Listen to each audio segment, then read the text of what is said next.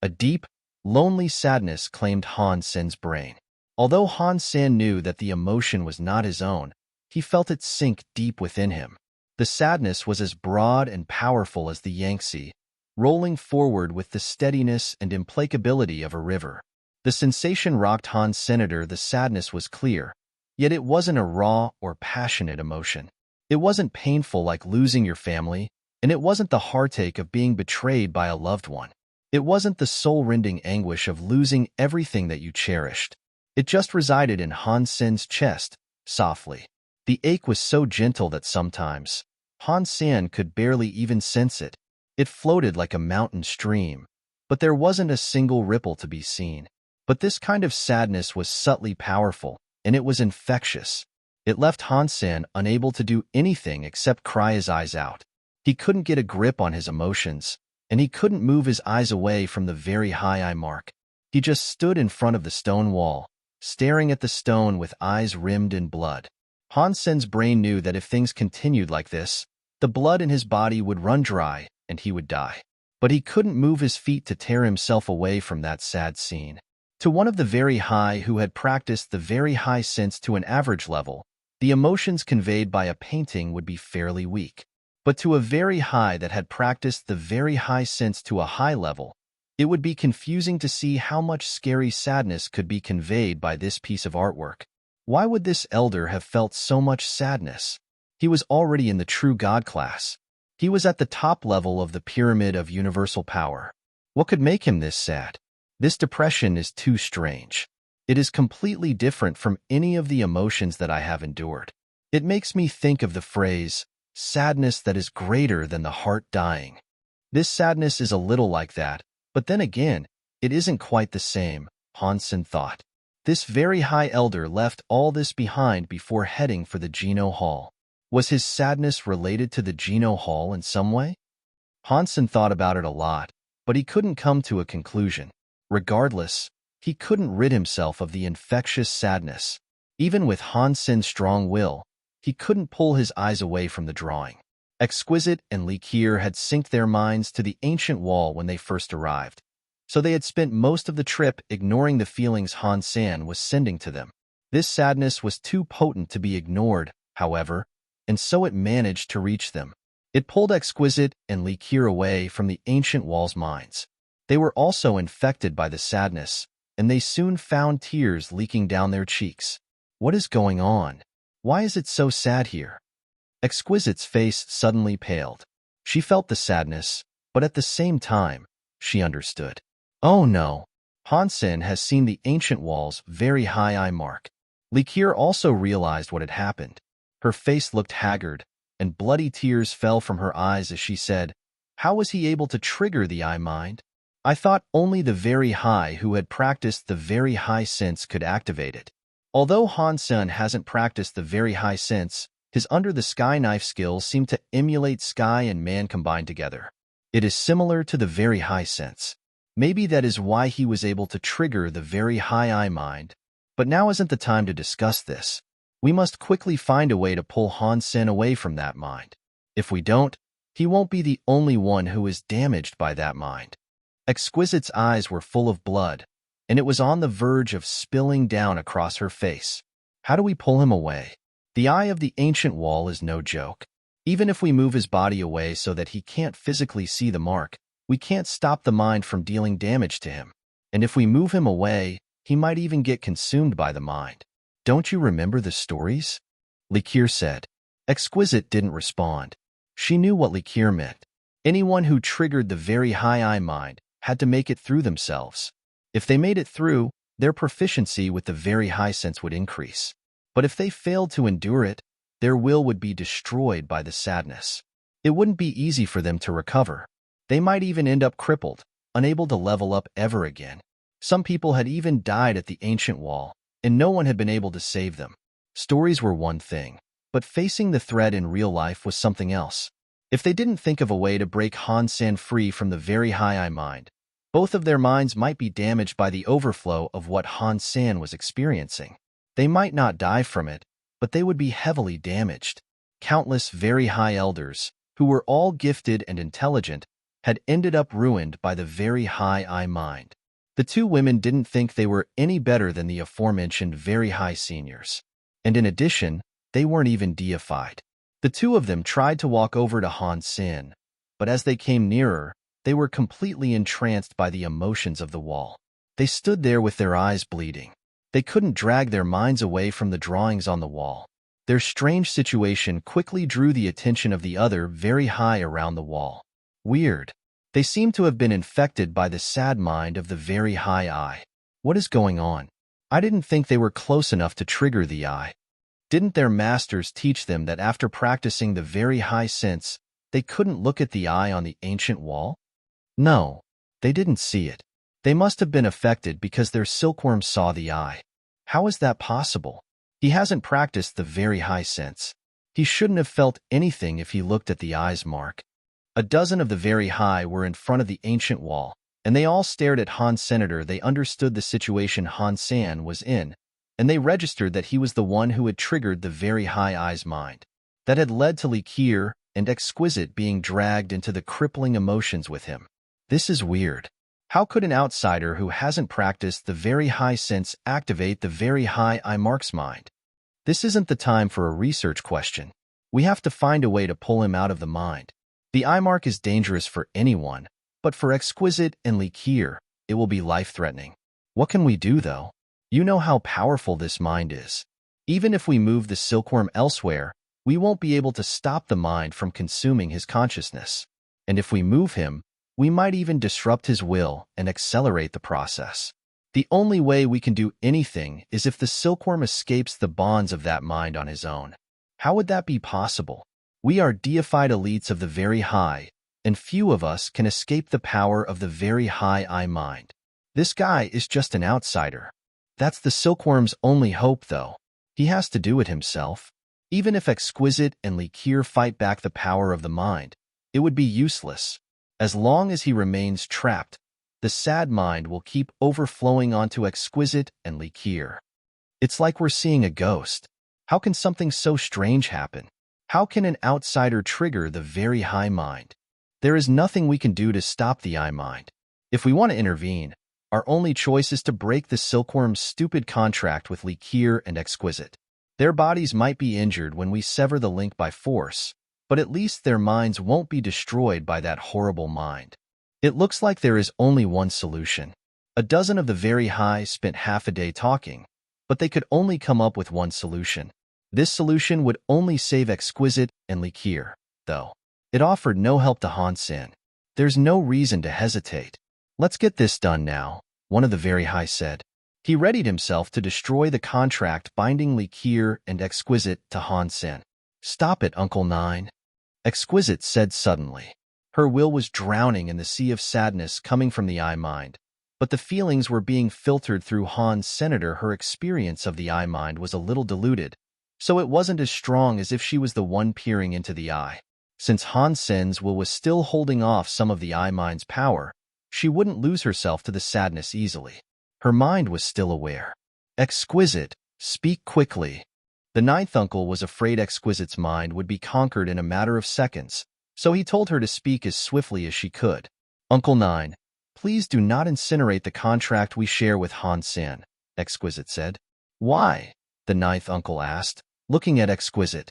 The very high were all in shock.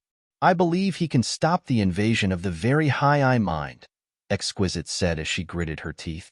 She was in the middle of the sad mind, and just speaking those few words cost her a lot of strength. After hearing Exquisite's answer, the very high who hadn't practiced the very high sense were in shock. Exquisite, you think too highly of him. Even very high like ourselves cannot withstand the eye mind once it has entered our consciousness. He is just a silkworm from another race. Exquisite, I know how difficult it was for you to find a decent silkworm, but right now, you have to make a hard decision. A strong man breaking his wrists is a challenge that requires courage. Uncle Nine, please.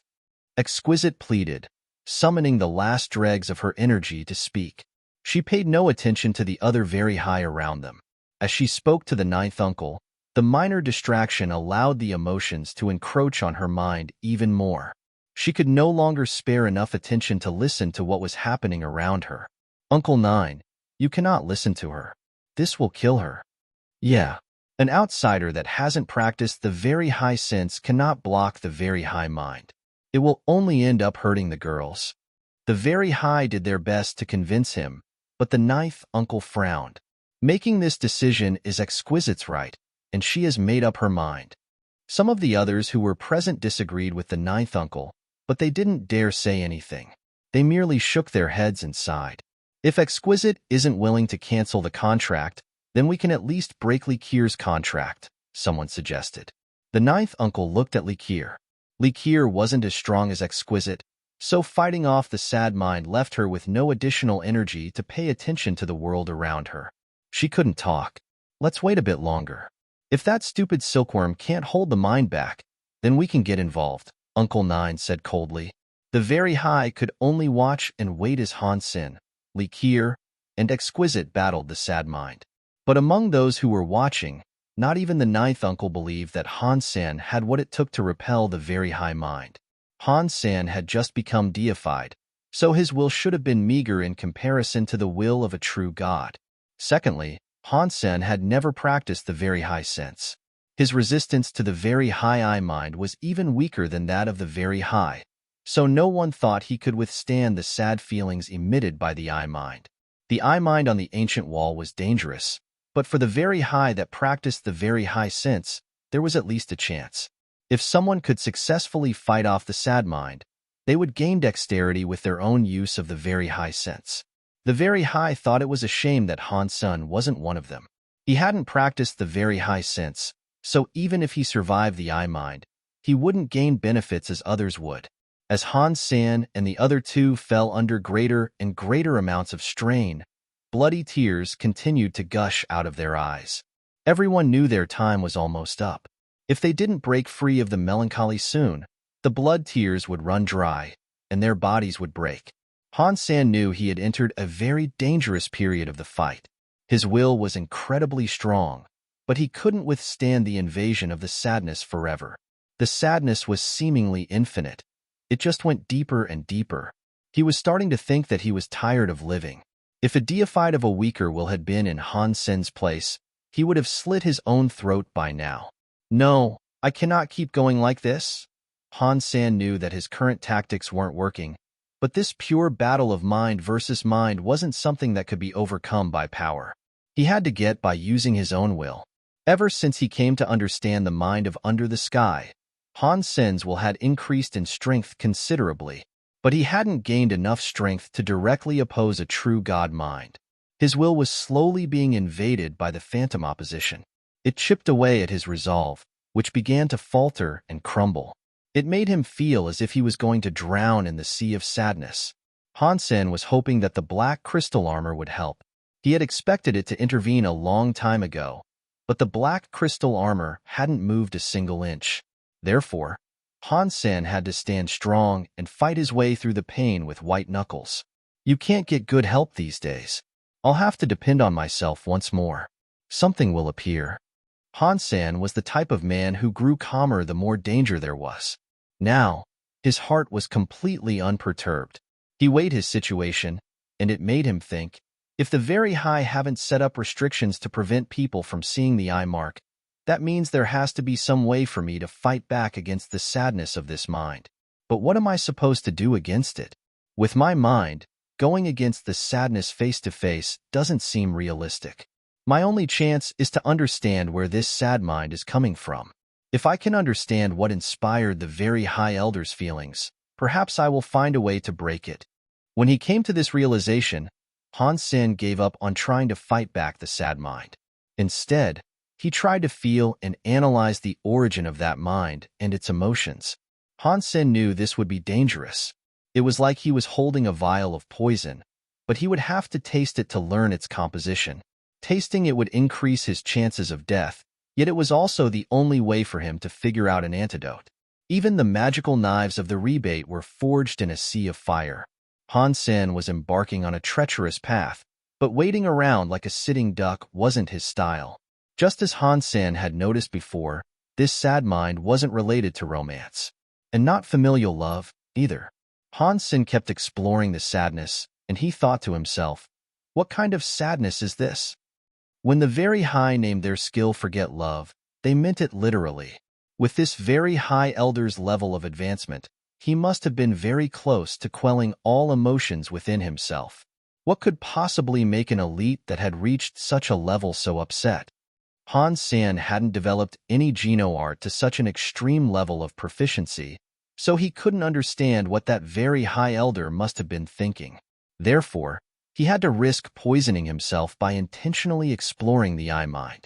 He needed to let himself go and dive into the sadness. He had been trying his best to fight off the sad mind, so he had only experienced the surface of the emotion. Now that he was letting himself go and allowing his mind to freefall into the sad mind, however, he could understand it at a deeper level. But the price he had to pay for that understanding was quite scary. In mere moments, suicidal impulses had passed through Han Sen 6 times. If I don't succeed this time, I'm afraid I will really end up killing myself, Han Sen thought to himself. But he didn't hesitate. He let go of his body and allowed the sad will to overtake him. Through the ages, many very high had triggered the I mark, and most of them started off like Han Senator. They chose to fight against the overwhelming sadness. Everyone knew that experiencing that level of depression was dangerous. The emotions of sadness ran way too deep, and anyone who experienced it for too long had a high chance of killing themselves. Even if someone was willing to completely let themselves go and learn all they could about the sad mind, there were limits. When they felt their wills grow weaker and the thoughts of suicide started to come out in full force, they would turn away and stop trying. The very high that studied the very high sense were smarter. Rather than seeing the emotional dead ends ahead, they would press on until the end. They would find another way to get out of the emotional darkness. But Han Sen was different. He was a very stubborn man, and there was no way for him to retreat. He wasn't like the very high who studied the very high sense. Even if they didn't continue, they still had a chance of escaping with only a small amount of damage incurred. Now, Han Sen would have to walk the full path. Even though he was fighting for his life with every moment that passed, he had to understand the real mind of the very high elder. The sad mind sank deeper and deeper into his own mind. Han Sen learned more and more. Han Sen never thought that such a pure sea of sadness could exist in the universe.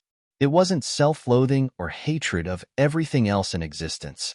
Rather, it was a sadness that was more like mercy. When that realization flashed through Han Sen's mind, he jerked in surprise. Mercy for sadness. He had never thought of this before, but at this moment, he truly felt it. His whole body was overtaken by merciful sadness. These are the last tears I will shed in this universe. In that infinite sadness, Han Sen heard a sound come from the nothingness. That sound was too dynamic to describe. Once he heard it, Han Sen's chest ached more deeply than he ever could have imagined. He wanted to drop to the ground and weep, but he knew that his tears of blood had almost run dry, and he couldn't cry anymore. After hearing the empty voice in his brain, Han Sen felt even sadder. This was a different kind of sadness than he had felt before, though. This sadness also made him feel helpless and lonely. The next second, Han Sen's heart was stricken with absolute fear. That was because he discovered that his sadness wasn't coming from the very high I mark. It came from himself. It was a paralyzing emotion, and it made him feel like he had lost the most important thing in his life. It felt like there was no point in living. He couldn't wait to kill himself. Han Sen slowly realized what was happening, but he couldn't control it. He felt more and more hopeless and lonely. He slowly raised his hand, ready to crush his own skull and kill himself. A dozen of the very high gathered near the ancient wall could see that the sadness Han Sen was fighting had intensified. They knew it was a bad sign. Likir and Exquisite were in rough shape as well. Oh no, Han Sen has stopped resisting. The sad mind has overtaken his body. The ninth uncle's expression became grave. There was no need for him to say that, though. The others could tell what was going on. I can't believe Exquisite believed in him so much. He's going to give up so soon, a very high said angrily. You must consider that he is only an outsider after all, someone said with a sigh. The very high who practiced the very high sense quietly looked at Han Sen and Exquisite. They were waiting for the moment to arrive. The ninth uncle was prepared. When that moment came, he would sever Li Qier and Exquisite's contract with Han Senator. He would rather they be injured than killed. Indeed, not long after, what everyone expected finally happened. Han Sen raised his hands and moved them close to his head. Everyone could tell he wanted to kill himself due to the influence of the sad mind. Almost at the same time, Li Qier and Exquisite raised their hands just like Han Sen had. They touched their foreheads, their faces utterly devoid of hope. The ninth uncle shook his head. He knew they had reached a point of no return. There was no reason to wait any longer. Han Sen was going to die, and Li Qier and Exquisite had to be saved. The very high didn't have a large population. There were only a few hundred of them. They couldn't afford to lose two people. The ninth uncle raised his hands and summoned the power he would need to forcefully remove the contract binding Li Qier and Exquisite to Han Senator. Then he cocked his head to the side and looked at Han Sen. Everyone was waiting expectantly for the ninth uncle to save Exquisite and Li Qier. They were all looking at him, and they immediately noticed his strange expression. When they followed his gaze, they quickly realized that the ninth uncle was staring at Han Sen, and that Han Sen seemed a little different than he had been before. Han Sen had raised his hand to kill himself, and his face had been full of the emotions of death. Now, his features showed that he was locked in an internal struggle. His hands were stopped halfway. He hadn't struck himself. There was something deeply disturbing about his expression. Exquisite and Li Qier were affected by Han Sen's emotions. Their hands had also stopped in midair. They were all frozen in place with faces full of conflict. Still struggling, the ninth uncle murmured to himself, "Uncle Nine, stop hesitating. No matter how much that silkworm struggles, he cannot withstand the strength of that sad mind. He is going to die, no matter what. Hurry up and disconnect the contract binding him, Li Qier and Exquisite. Yes, his death is inevitable. Hurry up and bring all this to an end. If Exquisite and Li Qier experience his suicide through their connection, it will be very traumatic for them. It will deal a lot of damage to their minds." As everyone discussed this, something weird suddenly happened to Han Sen. All signs of struggle disappeared from Han Sen's face, only to be replaced by total calm and serenity. His threatening hand was lowered. The most unusual thing about his calmness was his scary presence. When the very high felt that presence, a chill passed through their hearts. Almost at the same time, Exquisite and Li Qier's faces relaxed too. Their bodies replicated Han Sen's movements, lowering their hands from their previously threatening posture. Why does this seem so familiar? This presence. One of the very high mumbled with a far-off look. It isn't just familiar. This presence feels like the very high sense. Why is Han Sen's body exuding the very high sense?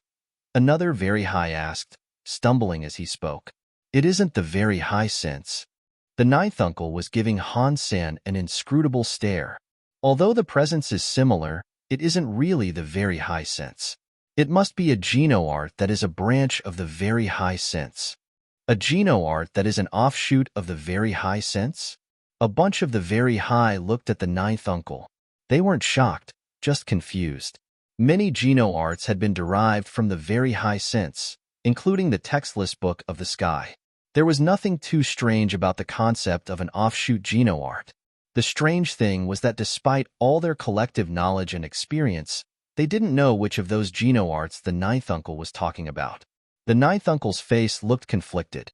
He stared at Han Sen for a while and went on to say, "If my guess is correct, this presence is Sit and Forget Sutra. It was created by our Alpha." When everyone heard this, jaws fell open all through the gathering. Even those who practiced the very high sense couldn't keep their hearts calm. The Alpha that the ninth uncle spoke about was the very high elder who had left the painting behind on the ancient wall. His most famous geno-art was the Sit and Forget Sutra, which was derived from very high sense. The Alpha Sit and Forget Sutra was lost, wasn't it? How can Han Sen have the Sit and Forget Sutra's presence? Is he? One of the very high started to say. It was like he had thought of something too ludicrous to continue. He looked at the drawing on the ancient wall and said, "Was the Sit and Forget Sutra hidden here in the ancient wall all this time?" This suggestion was met with resounding skepticism. After all, Han Sen was merely an outsider. He had never studied the very high sense before, and so many very high geniuses had failed to discern anything special about the ancient wall. Many of the very high were simply unable to accept that Han Sen, who was just an outsider, could learn the sit and forget sutra through the ancient wall. Despite that, the truth of the matter was directly in front of them. They had to believe it. Han Sen's body was clearly exuding a presence that felt like the very high sense. Considering all the things that had just happened, it really might have been the sit and forget sutra. It wasn't just Han Sen either. Even Exquisite and Li Qier were giving off the same presence. Clearly, they could feel through what Han Sen felt. They had earned the knowledge he had earned, receiving the mysterious sit and forget sutra through him. Sit and forget sutra was made by the very high elder, but it hadn't been passed down through the generations like an ordinary Geno art. No one in the very high knew what kind of Geno art it was. After the Alpha created the sit and forget sutra, he had spoken about it at length, but no one had ever seen him use it. Then the Alpha had gone straight to the Geno Hall. He didn't record anything about the sit and forget sutra for the very high to study. Therefore, no one had practiced the sit and forget sutra before. But after he created the sit and forget sutra, the Alpha's presence had been different from the presence of the very high who practiced the very high sense. This was recorded in the historical records of the very high. The ninth uncle was very familiar with those records, and he came to his theory based on what he sensed from Han Senator. That was how he identified the power before him as belonging to the sit and forget sutra. The ninth uncle's judgment was correct. Han Sen's presence was the sit and forget sutra, because extreme yang begets yin. When things reach an extreme, they tend to blow back. When the sad mind was pushed to its limit, Han Sen almost fell into a morbid realm of death. But he never lost his faith. He clung to a bit of his will, balancing himself through the loneliness and fighting back the death that sought him. Han Sen suddenly felt the sad will rumble with change. The changes were something not even he could understand. The sadness seemed to melt, and what replaced it was a calm sense of serenity not unlike water. Once that mind changed, Han Sen's will was no longer affected by the very high eye. Control of his own body returned. He looked away from the very high eye mark and looked across the ancient wall near him. Now, Han Sen saw the abstract symbols for what they were. They no longer seemed abstract or surreal. It was like he could see a white-haired, very high man sitting cross-legged, releasing a weird presence. The eye symbol was the origin point, and he followed the strokes to learn more as if he was watching a tutorial without sound. There were no sounds and no explanations, but for some reason, Han Sen was able to learn a lot just by looking at the drawing. The meaning of the artwork was fed straight into Han Sen's brain, as if he had already seen the drawing 100,000 times before. Han Sen stared at the ancient wall, segment by segment. He grew more and more excited the further he looked. The painting on the wall was indeed a very mysterious Geno art. He soon realized that this Geno art was better than any knife skill or punching technique he had ever learned before. The more Han Sen saw, the more shocked he became. And the more shocked he was, the greater his excitement grew. Even Under the Sky was so much less than the Geno art he was now studying.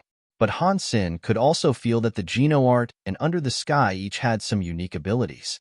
It felt like they came from the same origin, but they had been developed in totally different directions.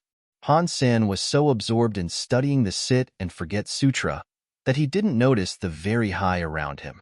All of the onlookers had wide eyes, and they were staring at Han Sen, Li Qier, and Exquisite with looks of sheer disbelief.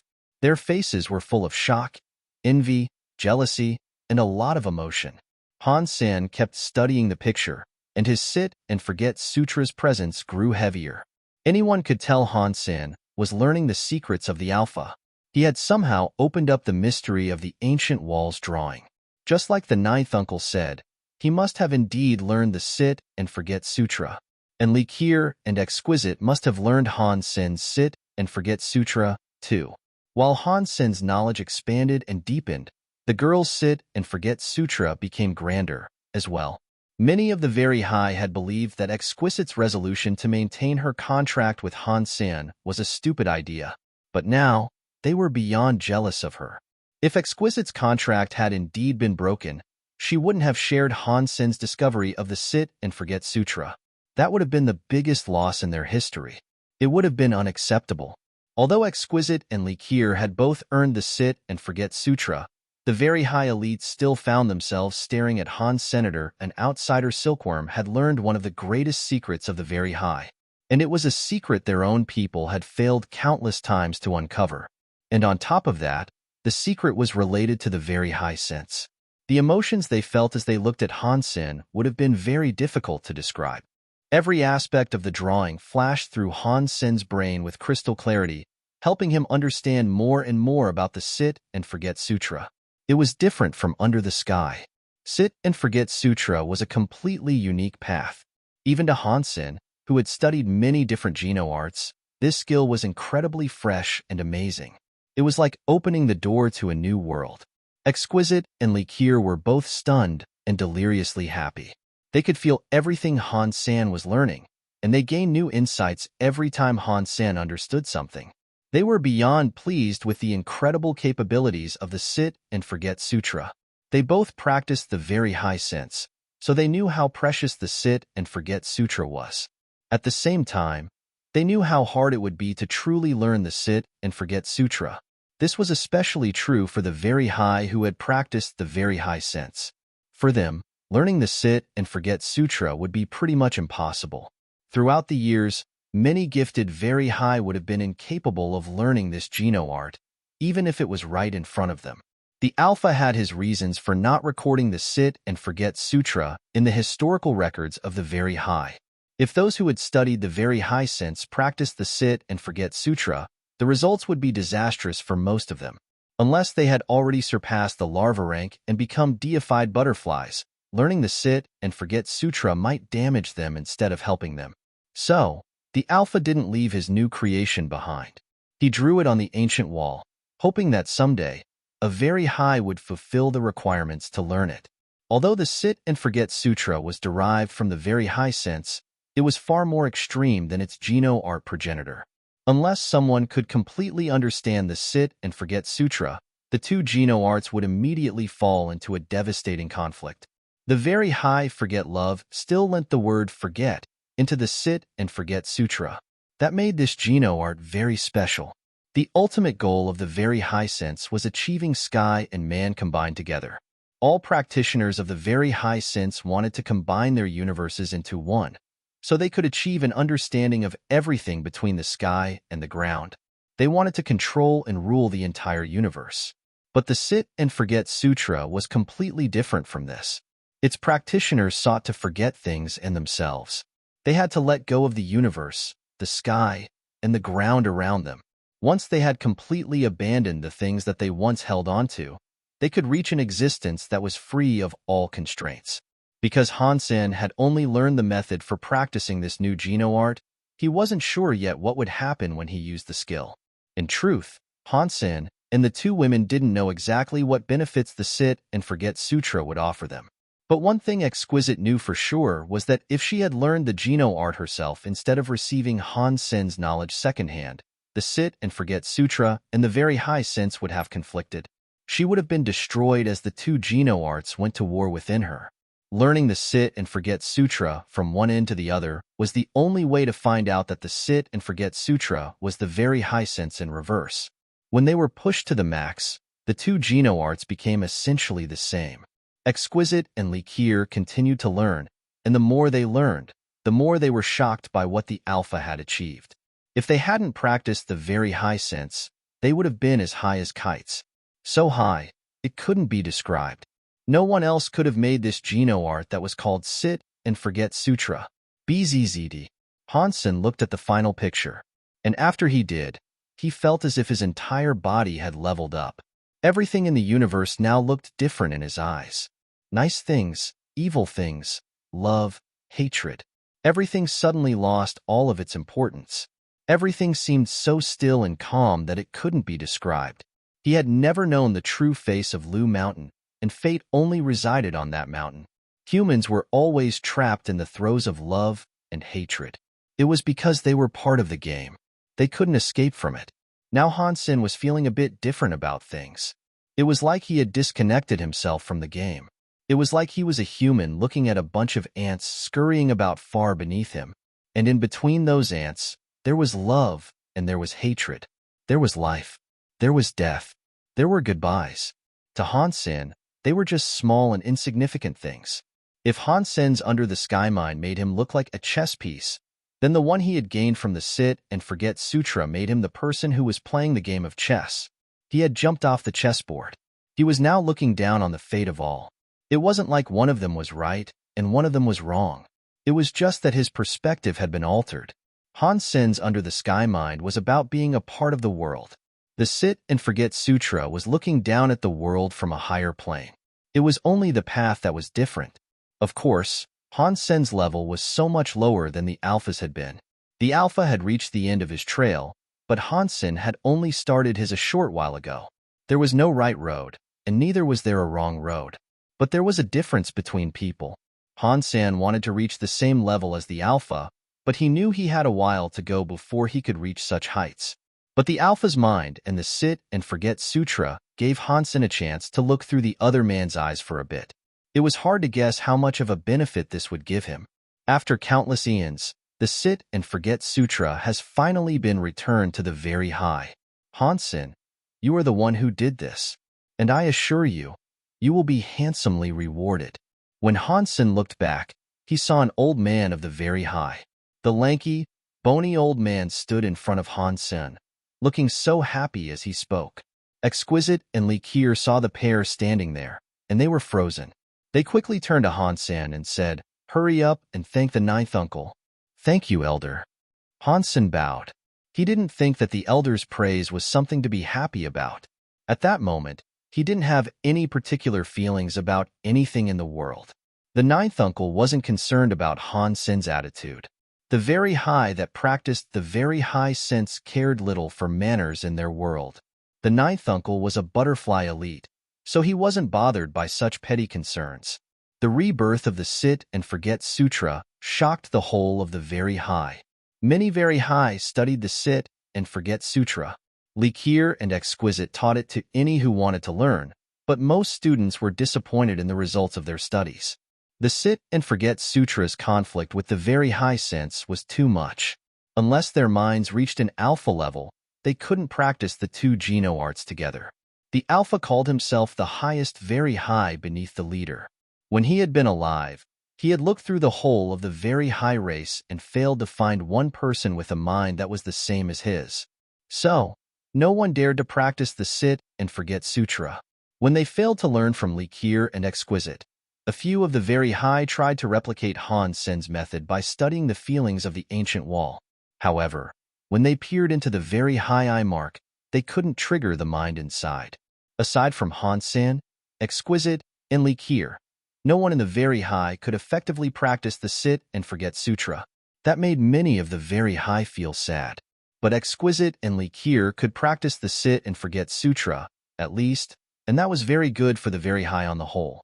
They were happy, because Han Sen was the one who had brought the Sit and Forget Sutra back to the very high. He was given many rewards. When Han Sen received his rewards, he was upset. He thought he would at least be given some deified xenogeneic genes, or perhaps some sort of treasure. If he was given a true god item, that would have been great. But instead, the very high gave him a pass that allowed him to go to the very high court. The very high court was a treasury that the very high used to store their Geno arts.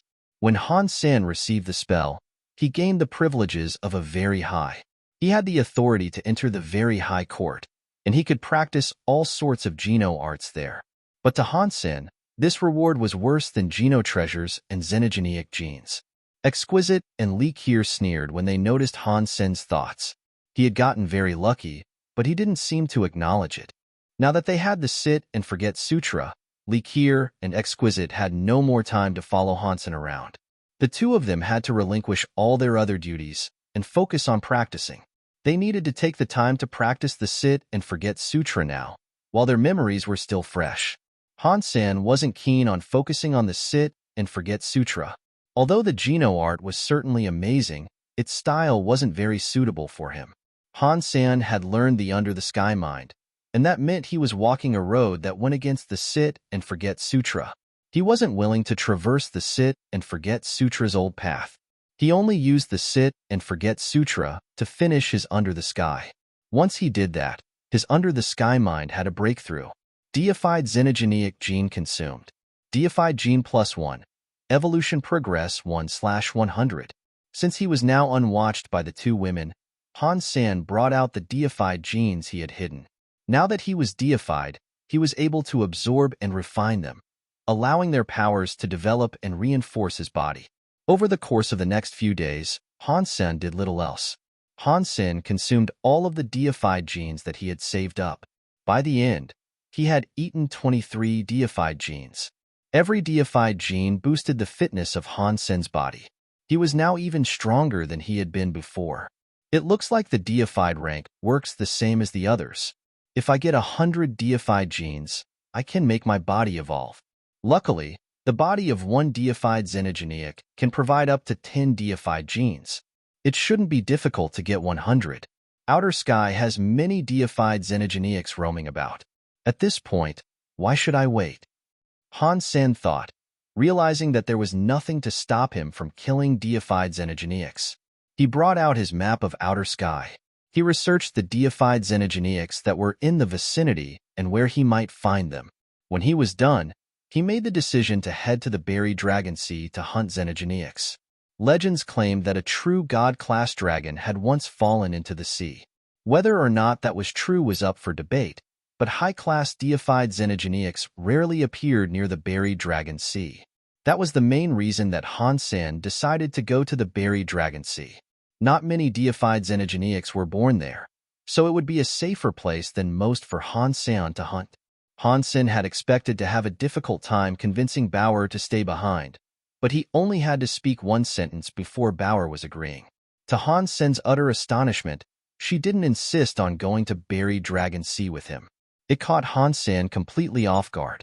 He looked at the six-eared macaque. Its face looked terrible. Its neck was buried between raised shoulders, and it seemed to be trying to hide from everything in sight. Han Sen finally understood. Bauer had found herself a new toy. Han Sen allowed Bauer to look after the star tree while he was gone. After he readied himself, he set out for the buried Dragon Sea. When he reached the outskirts of the sea, he saw people fighting in the distance. When he got a little closer to see what was going on, he saw that it was Princess by way of the Extreme King. Her presence gave him a shock. Upon seeing Han Sen, Bai Wei said nothing. She kept fighting the half-deified flying fish xenogeneic. After she killed the xenogeneic, she remained atop the waves, staring back at Han Sen. Princess Bai Wei, long time no see. What are you doing all the way out here? Han Sen said with a cough. Bai Wei had been the one who first took Han Sen to the Extreme King. That seemed like a long time ago now. There, Han Sen had murdered Prince Bai Yi and stolen the dead man's identity. For the longest time, he allowed Bai Wei to believe that Bai Yi had killed him instead. On top of that, Han Sen now had a terrible relationship with the Extreme King. It was quite awkward for them to meet now. You can be a very high silkworm, but I cannot? Bai Wei said coldly. Her eyes flickered with some strange emotion. Han Sen suddenly understood. After the last silkworm bout, a few of the silkworms had probably been cast away. Bai Wei must have been one of the replacement silkworms. Han Sen realized that he had no idea what to say. His relationship with Bai Wei was too strange for him to formulate a sentence. They were once allies, but he killed Bai Wei's older brother and went on to start a very unpleasant feud with the Extreme King. He didn't know where they were supposed to go from here. You are here to kill xenogeneics in the buried Dragon Sea? Bai Wei asked. She seemed to be feeling generous. Yes. Han Sen nodded. If you aren't planning to cause me trouble, then let's go, Bai Wei said. Han Sen was shocked. He hadn't expected Bai Wei to suggest that they go out and kill xenogeneics together. If that's inconvenient for you, then don't worry about it, Bai Wei said when Han Sen didn't respond or make a move. She was ready to move on without him. Why would it not be convenient? Killing xenogeneics with a fair queen would be an absolute pleasure, Han Sen said quickly. Bai Wei had once tried to save Bauer. She had been willing to make great sacrifices to someone she believed to be Bai Yi. Therefore, Han Sen felt as if he owed her one. "Call me Bai Wei said. She looked around and said, "There aren't many xenogeneics here in the shallow sea. The few that you can find tend to be low level. If you want to kill deified xenogeneics, you are going to have to venture into the deeper recesses of the sea to find them. Let us go to the deep sea, then." Han Sen wasn't a very eloquent man, nor was he skilled at small talk. This situation was especially difficult for him, since he felt guilty about what he had put Bai Wei through. He wasn't sure how to relate to her, or what the connection between them was supposed to mean, so they didn't speak as they dove into the deep sea together. The atmosphere was awkward. They encountered some xenogeneics in the sea, and Bai Wei was able to kill them with ease. She had improved a lot. Although she wasn't yet deified, she was half deified. Her performance of the Extreme King's shocking sky punch wasn't bad. After Bai Wei took down a half-deified jellyfish with one punch, Han Sen couldn't help but compliment her. "I can't believe I haven't seen you in so long. You have grown so much." Bai Wei gave Han Sen an expressionless glance and said, "You were lower level than me, and now you are deified. I'm still just half deified. Do you really think that means I've been developing quickly?" Han Sen touched his nose and didn't say anything. The two of them continued to dive deeper. Not long after, they reached the seabed and found a weird sea creature that was 10 meters long floating above the sand. The creature's body was flat and colored blue. Its tail was akin to a lobster's tail, and pincers curled from the front of its body like a scorpion. 6 claws of various lengths hung from its belly. The xenogeneic looked like a shrimp or a crab. It kind of looked like a scorpion. It was an incredibly strange being, but blue substance chains rose from its body. It was clearly a deified xenogeneic. Without exquisite or liqueur around, Han Sen merely activated his Dongxian Sutra. He could detect that the xenogeneic was a primitive deified, so he moved calmly toward it. Before Han Sen and Bai Wei got close, though, the xenogeneic noticed them. It raised its pincers, and its blue substance chains suddenly exploded. A large portion of the sea was painted dark blue, which somehow clouded Han Sen and Bai Wei's 7 senses. They could no longer tell where the xenogeneic was. Han Sen frowned. He was about to use his Dongxian area, but he suddenly saw Bai Wei's body shake. The power that protected her vanished, and she fell down through the water. Han Sen put out his hand and used his power to pull Bai Wei toward him. He picked up her body and saw that her skin looked a bit blue. It was transparent like jade. She'd been hit. A substance chain of the poison element? Han Sen looked down at Bai Wei and frowned. Her skin had become transparent and blue, and it seemed as fragile as silk. She looked incredibly weird. The water around Han Sen became dark blue, and the color started to drift straight through the substance chains that protected Han Sen's body. The color was about to touch down on Han Sen's body like a plume of blue smoke. Han Sen's eyes hardened, and his body transformed into icy jade. He lifted a hand, and an icy jade substance chain suddenly crystallized large portions of the water around him, freezing the toxic substance chains in place. Once the toxic powers had been stopped, Han Sen immediately turned his attention back to Bai Wei and summoned his immortal dragon. Let's see if the immortal dragon's power can fix a body that's been affected by a toxic substance chain. The immortal dragon felt Han Sen's command, and it opened its immortal substance chains. A holy light landed on Bai Wei, causing the blue toxic gas around her to fade. In seconds, her skin had returned to its normal, healthy color. Bai Wei gave Han Sen a strange glance. She didn't speak, though, so Han Sen had to ask, "How do you feel?" Bai Wei shook her head and said, "There is no problem. I'm completely fine, as a matter of fact." Han Sen felt more secure once he had heard that. He looked at the sphere of blue ice that he had created around them, and then he threw a punch straight at it. When Han Sen first created the ice, his icy power had followed the path of the toxic substance chains as it went. Now, as he shattered the ice, the force of his punch followed the frozen substance chains back to their origin. At the end of the long trail of icy shards, a scorpion-like xenogeneic lay unmoving on the sea floor. It was like an icy sculpture. Bai Wei gave Han Sen a glance that was even more inscrutable. Han Sen was just a crystallizer. Despite that fact, and even though far fewer resources had been available to him than to her, Han Sen could freeze a deified xenogeniac in a single punch. That power was super rare even in the upper echelon of the Extreme King. Elites of the Extreme King could likely never perform such a grand feat against an enemy of the same level. Han Sen walked in front of the frozen deified xenogeniac. His fist blurred down, obliterating the creature's head in a single strike. Under the sheer force of Han Sen's fist, the incredibly resilient armor of the beast was as weak as a wet tissue. Xenogeniac deified killed. Deep blue sea scorpion. Deified xenogeniac gene found. An announcement played in Han Sen's head once the finishing blow was delivered. It looks like deified xenogeniacs aren't that difficult to kill. Once I take down a few more, fulfilling the 100 deified gene requirement will be easy. But this deep blue sea scorpion is too big. If I have to eat its flesh, I will be casting consume for many days, Han Sen thought to himself. Just as he was about to grab the body of the deep blue sea scorpion and drag it away, something burst through the frozen seawater behind the deep blue sea scorpion. An enormous mouth appeared and gulped down the deep blue sea scorpion's body. Oh, **T. How dare he steal a kill that I, Han Sen, have earned? Did you eat a bear's heart? Han Sen was so angry. He stared darkly at the xenogeniac that had just swallowed his deep blue sea scorpion. The xenogeniac looked like an electric eel. Its body was snow white, and its scales shone like diamonds. Although it wasn't trying to attack, its body crackled with white lightning that looked like silk as it flickered. After the electric eel swallowed the deep blue sea scorpion, its hunger still wasn't satiated. Its eyes locked on Han Sen and by way like a prison spotlight. The next second, the creature exploded with a burst of lightning. A bolt of power flashed toward them, and Han Sen reacted with blinding speed. He generated a substance chain born from jade skin to counter the lightning. Pang!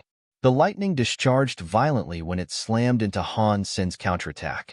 Han Sen's hair stood on end as the power swept over him, leaving his clothes charred and pitch black. This guy can't be a transmutation xenogeniac, can it? Han Sen was shocked by the fact that he hadn't completely deflected the lightning's power. He knew this electric eel was far from ordinary. The strike of the electric eel hadn't killed him, though. It just sent his body spinning through the blue water. That white lightning was incredibly powerful, though. The beast cast another attack, which surged toward Han Sen and Bai Wei like a net of electricity. Han Sen grabbed Bai Wei and hastily dodged.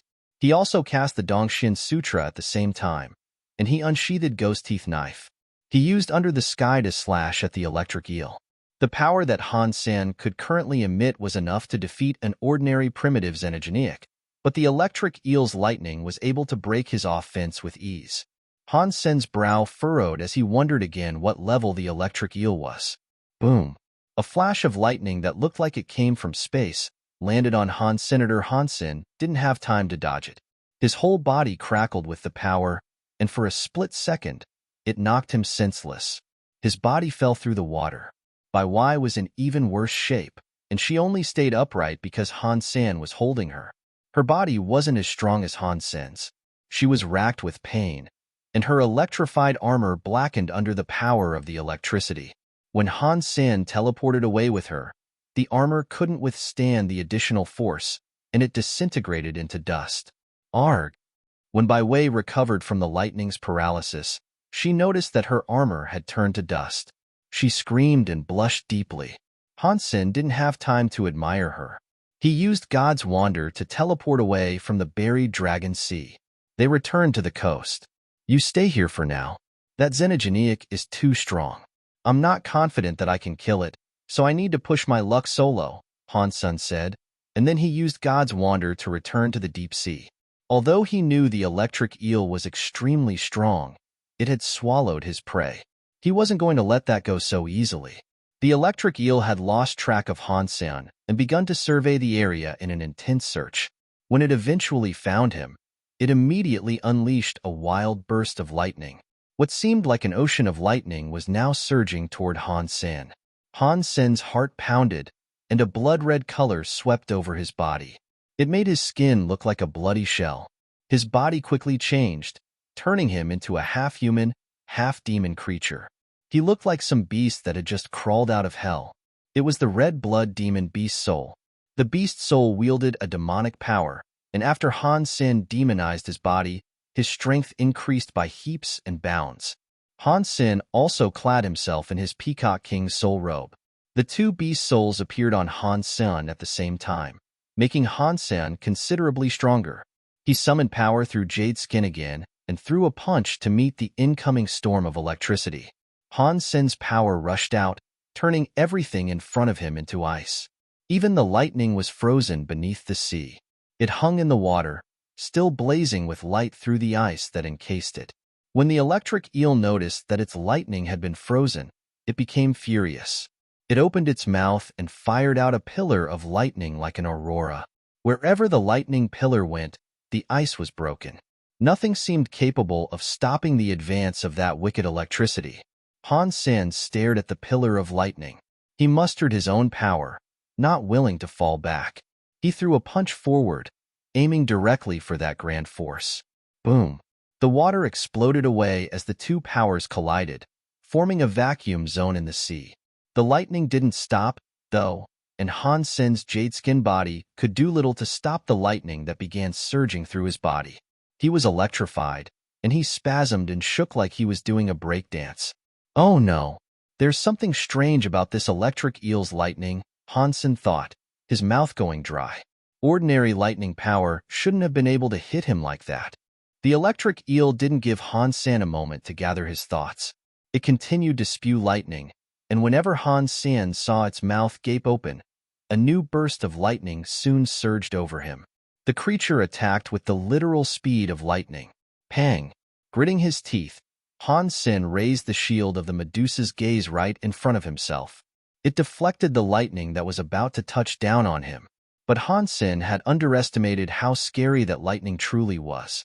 The lightning couldn't harm the shield, but when the lightning exploded, it cast a net of electricity that reached behind and ensnared Han Sen, who was hiding behind the shield. If Han Sen was able to activate the power within the shield, he could enable its true protection, which would provide 360 degrees of cover. But right now, Han Sen could only use the shield like an ordinary piece of metal. He couldn't activate its power. He could only shield himself from the power that was coming for him from the front. The lightning again racked Han Sen's body. He shook more violently than a lady twerking as hard as she could. This is 8 lifetimes of bad luck. Han Sen moaned a lot as he continued to spasm. The electric eel was a powerful foe, there was no doubt about that.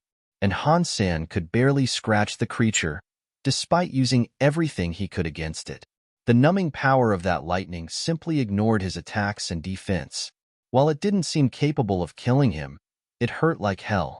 It also severely decreased his performance in battle. The electric eel seemed to know that its lightning attacks were working against Han Senator. It wasn't stingy with its attacks, as it kept launching salvos of electric bolts. Han Sen couldn't block the lightning, and he couldn't dodge it either. He simply didn't have the time to teleport away, and so he couldn't dodge a single lightning bolt. He could only use the shield to block the lightning now and again. Every time he got electrified, he would twitch and convulse violently. It was like his body had installed an electric motor that made him shake super fast. Just because I've been keeping my temper in check, you think you can treat me like a Hello Kitty when I'm actually a tiger? Han Sen thought in rage. His jaw tightened, and the story of Jean's armor appeared around him. It activated a solidifying power that let Han Sen run crazily fast. Pang!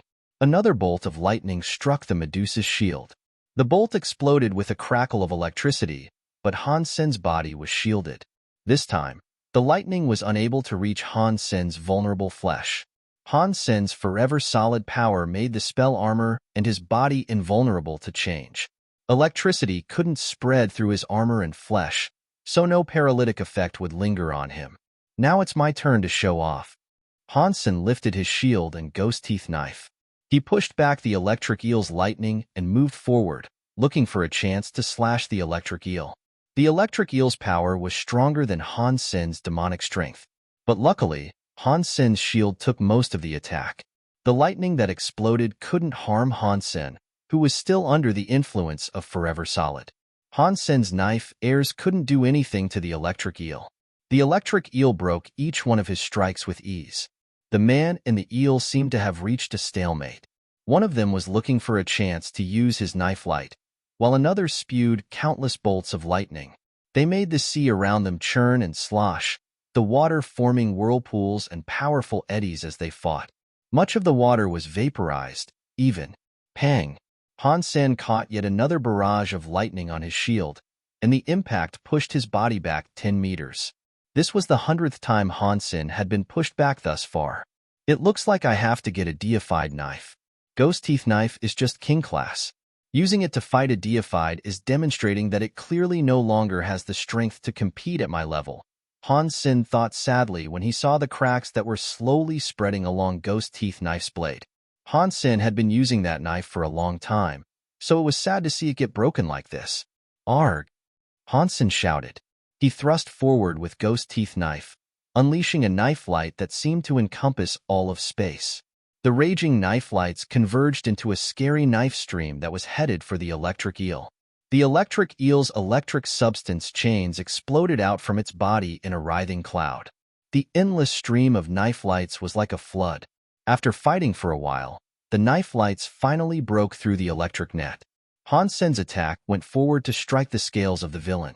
Han Sen's hailstorm of attacks slammed into the eel, each impact giving off a metallic shriek.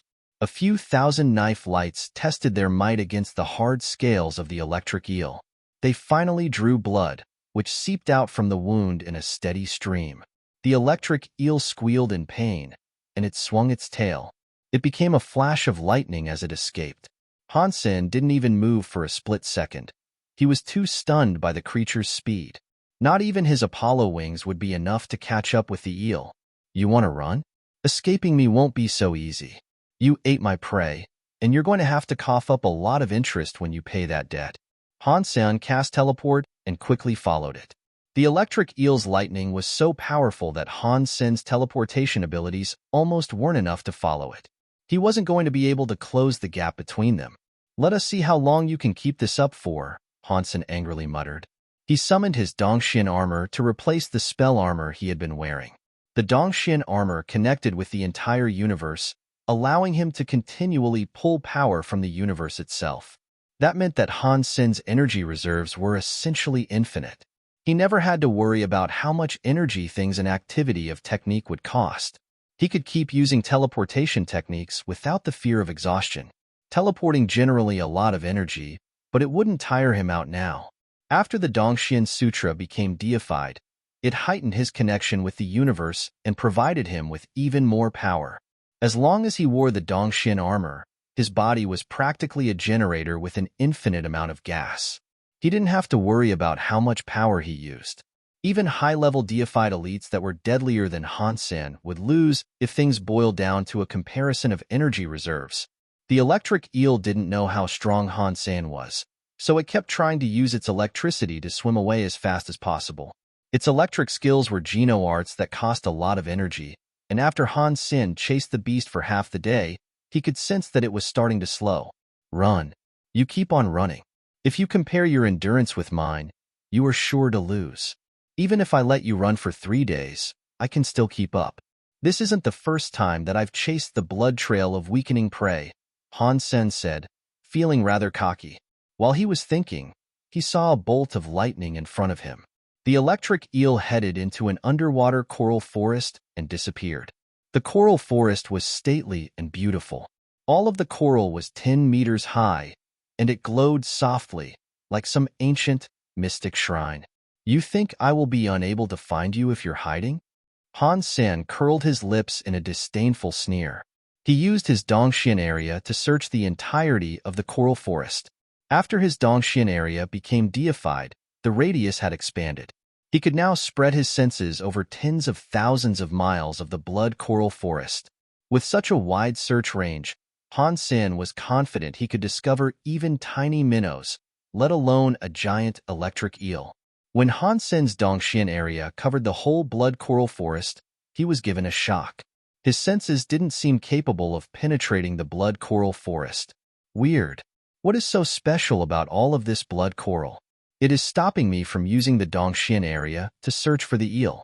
The coral itself cannot be special, surely. The forest is so large that each piece of coral must be worth less than a head of Chinese cabbage. Han Sen looked at the blood coral forest with shock.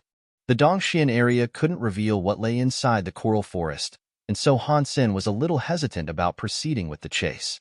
But he didn't want to let the electric eel off the hook scot-free. So, he made up his mind. He ventured down into the forest. If that electric eel can survive in there, can I do the same? Han Sen made his mind up. He was going to kill that electric eel and dine on its xenogenic gene, no matter what it took. Steeling himself, Han Sen began to move through the coral forest. After he entered it, the effectiveness of his Dongxian area fell dramatically. He couldn't see beyond the blood coral all around him. The blood coral was like a signal disruptor. It prohibited Han Sen's power from penetrating the red pillars that surrounded him. Han Sen kept traveling through the sea, and he observed the blood coral carefully as he went by. The blood coral looked like ordinary coral, but for some reason, the power of Han Sen's Dongxian area couldn't get close to it. That being said, it didn't seem as if the blood coral was a living creature. If it was like normal coral, then swarms of small sea creatures should have been making their homes among it. But strangely, Han Sen had been inside the blood coral forest for a while now, and he hadn't seen another living creature.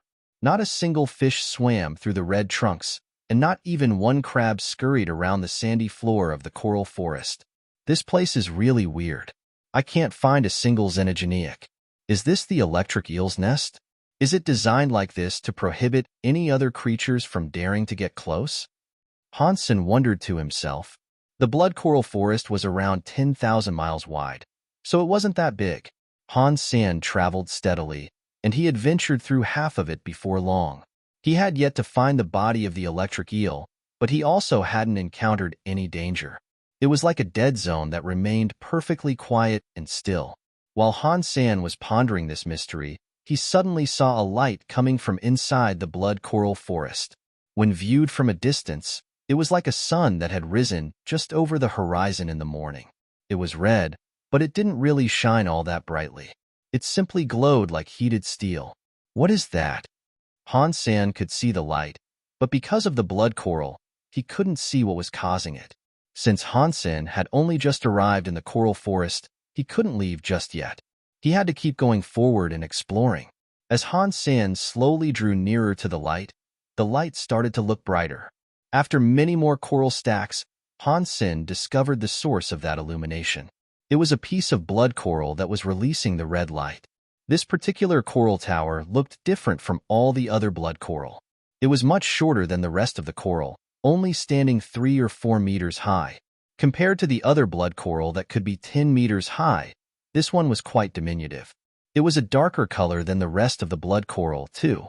The color was mysterious, and it was releasing a red light. The entire piece of coral seemed to glow. The blood coral was oddly shaped, too. Instead of having many branches like ordinary coral, this one had only a few small twigs. In addition, the main stalk was all twisted up. This blood coral, why does it look like a dragon? Han Sen looked at the blood coral as these thoughts flashed through his mind. The coral's shape was distinctly serpentine. It looked like a dragon that was circling among the clouds.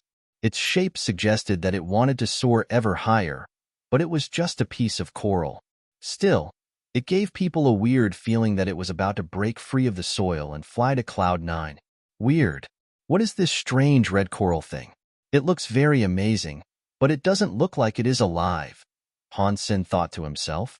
Han Sen was standing some distance from the strange coral, trying to decide whether he should approach, when he heard the water stir. A weird rubbing noise broke the silence. Walala, walala. He turned to where the noise was coming from, and he saw that the blood coral forest was shaking like mad. Not long after, he saw the electric eel emerge from among the coral. Because its body was too big, when it traveled between the trunks of the blood coral, its body would brush against the coral. But the blood coral didn't fall or break due to the electric eel's crude movements. In fact, some of the coral had sharp edges that actually cut through the electric eel's skin. The edges sliced effortlessly through the scales that looked like diamonds, covering the electric eel with many small wounds. The electric eel didn't seem very concerned about the injuries, though. It was still forcing its way quickly through the coral bushes. In seconds, it reached the twisted coral tree that looked like a blood dragon. When it was 10 meters away from that weird coral, the electric eel finally stopped. Its eyes were intense as it scanned the blood coral. It didn't move for some time. It looks like the electric eel's sensing powers have also been dampened by the coral forest. Otherwise, it would definitely have realized that I am so close to it. Han Sen had hidden behind a large stack of coral. He had leaned around the coral to get a better look at what the electric eel was doing. The electric eel looked at the blood coral for a while. Eventually, it seemed to come to a decision. It drew closer to the blood coral, then opened its mouth wide and swallowed the weird blood coral and the sand around it. The enormous maw of the eel left a 10-meter-wide hole in the seafloor. Things happened too quickly, though, and Han Sen didn't have time to react. When he saw the electric eel gulp down the weird blood coral, he instantly regretted his own inaction. It looks like that piece of blood coral was good stuff. If I had known that, I would have taken it first. Han Sen's heart suddenly jumped as another thought crossed his mind. This is the buried dragon sea. The legends say a true god-class evil dragon died here. That blood coral couldn't be related to the true god dragon, could it? If that is true, then I've missed out on something incredibly potent. I should have picked it up first. While Han Sen was regretting his life choices, he saw the electric eel that had eaten the blood coral start to thrash. It began convulsing and twisting its body, churning up the water around it. Its body erupted with wild lightning, but when the lightning touched the nearby blood coral, it was extinguished. It didn't leave so much as a scorch mark on the coral forest. This coral is so powerful. The electric eel has such a scary lightning power. Yet the coral wasn't damaged by a full power attack. This blood coral seems to be made of harder materials than a primitive treasure. And this is a large coral forest. If I could take it all with me and use it to build a castle, then the castle would even bar the entrance of deified elites. Han Sen started to drool as he thought of this. He eyed the blood coral most lecherously. His mind began planning how to take thousands of miles of blood coral home with him. Once he had his own xenogenic space, he could use that blood coral to build a fortress. And then, he could have 3 palaces, 6 rooms in each, occupied by 72 wives. That would be delicious. Meanwhile, the electric eel seemed to be in agony. Its body repeatedly twitched, while its tail kept slapping the sand, forming a big hole in the bottom of the seabed. Its diamond-like scales suddenly became red. It looked like all of the creature's blood vessels had burst, and the blood was dyeing the creature's skin. What is this? Han Sen didn't bother watching the suffering of the electric eel as it struggled and writhed.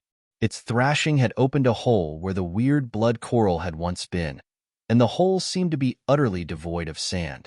There was, however, something red glowing in the depths of the depression. The glowing object in the hole looked kind of like the weird blood coral that the eel had just eaten. It looked red, and it gave off a faint, bloody light. Han Sen could tell that it had nothing to do with the coral, though. Its surface was as smooth and polished as a mirror, and there were curves to its shape. The part of it that Han Sen could see was only about the size of a kitchen table. Han Sen couldn't tell what it was, but the creativity of humans could be rather amazing. Han Sen had already been thinking about the true god dragon, so when he saw the glowing object, his heart leaped. His brain flashed with an idea. No matter which way you look at it, this thing looks like a giant dragon scale. This cannot be the body of the legendary true god-class evil dragon, can it? After the electric eel ate the blood coral, it continued to twist and convulse. Its body was growing redder and redder.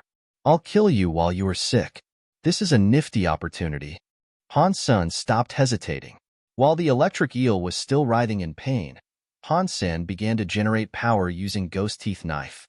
He teleported next to the electric eel, aimed at the beast's belly, and unleashed his swing.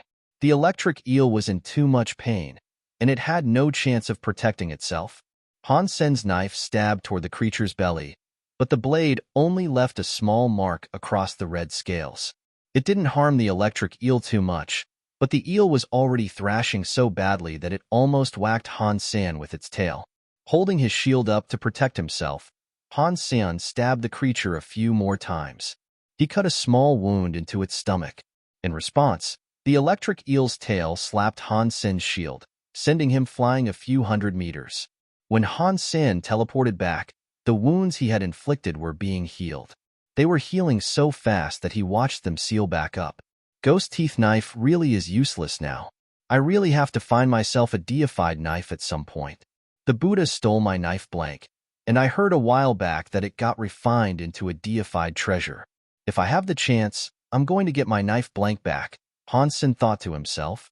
Now that Ghost Teeth Knife was no longer useful for combat, he would have to rectify this situation sooner or later. Now that the electric eel had consumed the blood coral, its body had grown stronger. Its healing power had also intensified. Even Ghost Teeth Knife's ripping power couldn't stop the wounds from healing. It was a very strong foe to contend with, but at this time, the electric eel was also in incredible duress. It continued to writhe around on the seabed, and it didn't have time to deal with Han Sen. If I let it continue to change without killing it, I won't stand a chance later, Han Sen thought to himself. He made up his mind, and a weird shockwave of power emerged from his body. Han Sen's body changed fast. Ordinarily, the Dongshin armor and his spell armor couldn't be used at the same time.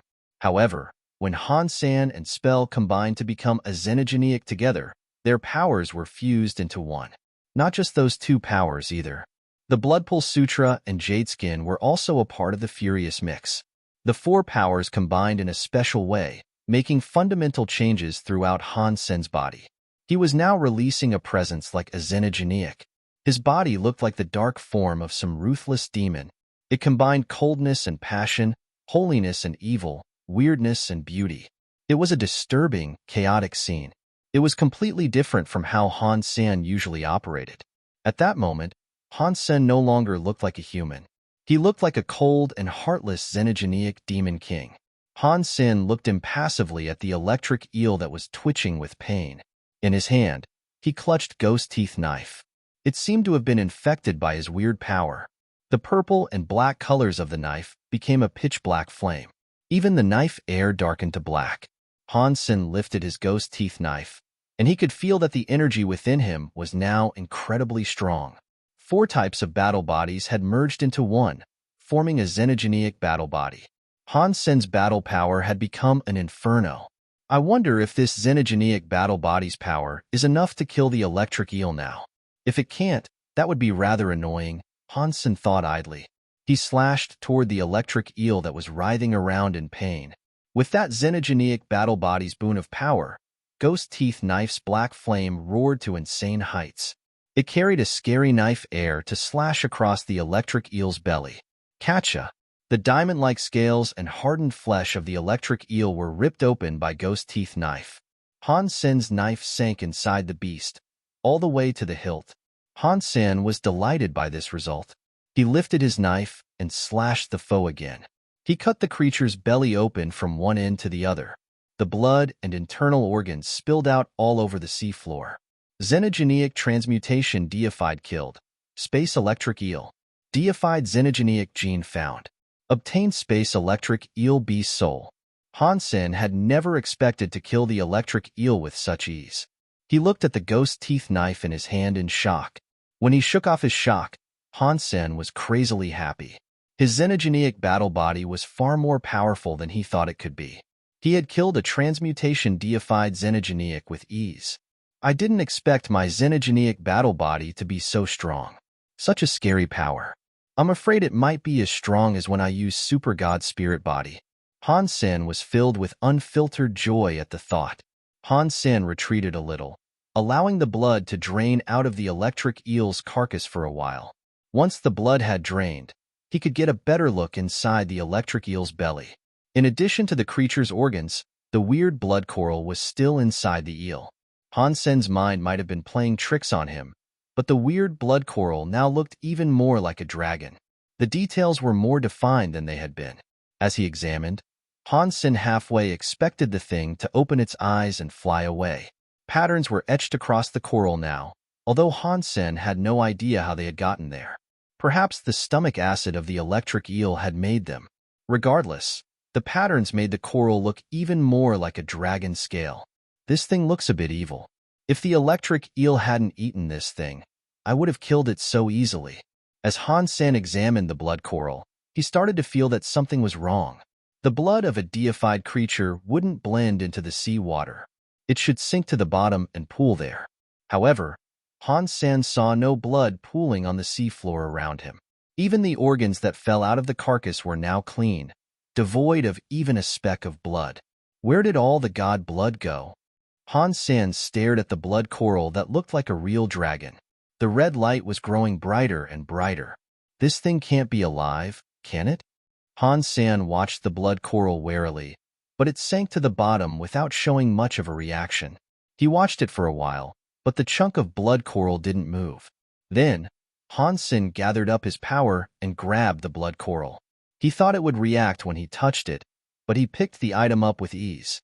It was like an ordinary, living chunk of coral. He examined it thoroughly, but it continued to sit silently in his palms, just as he would expect from an ordinary chunk of coral. He put it aside and swam into the hole it had made in the seafloor.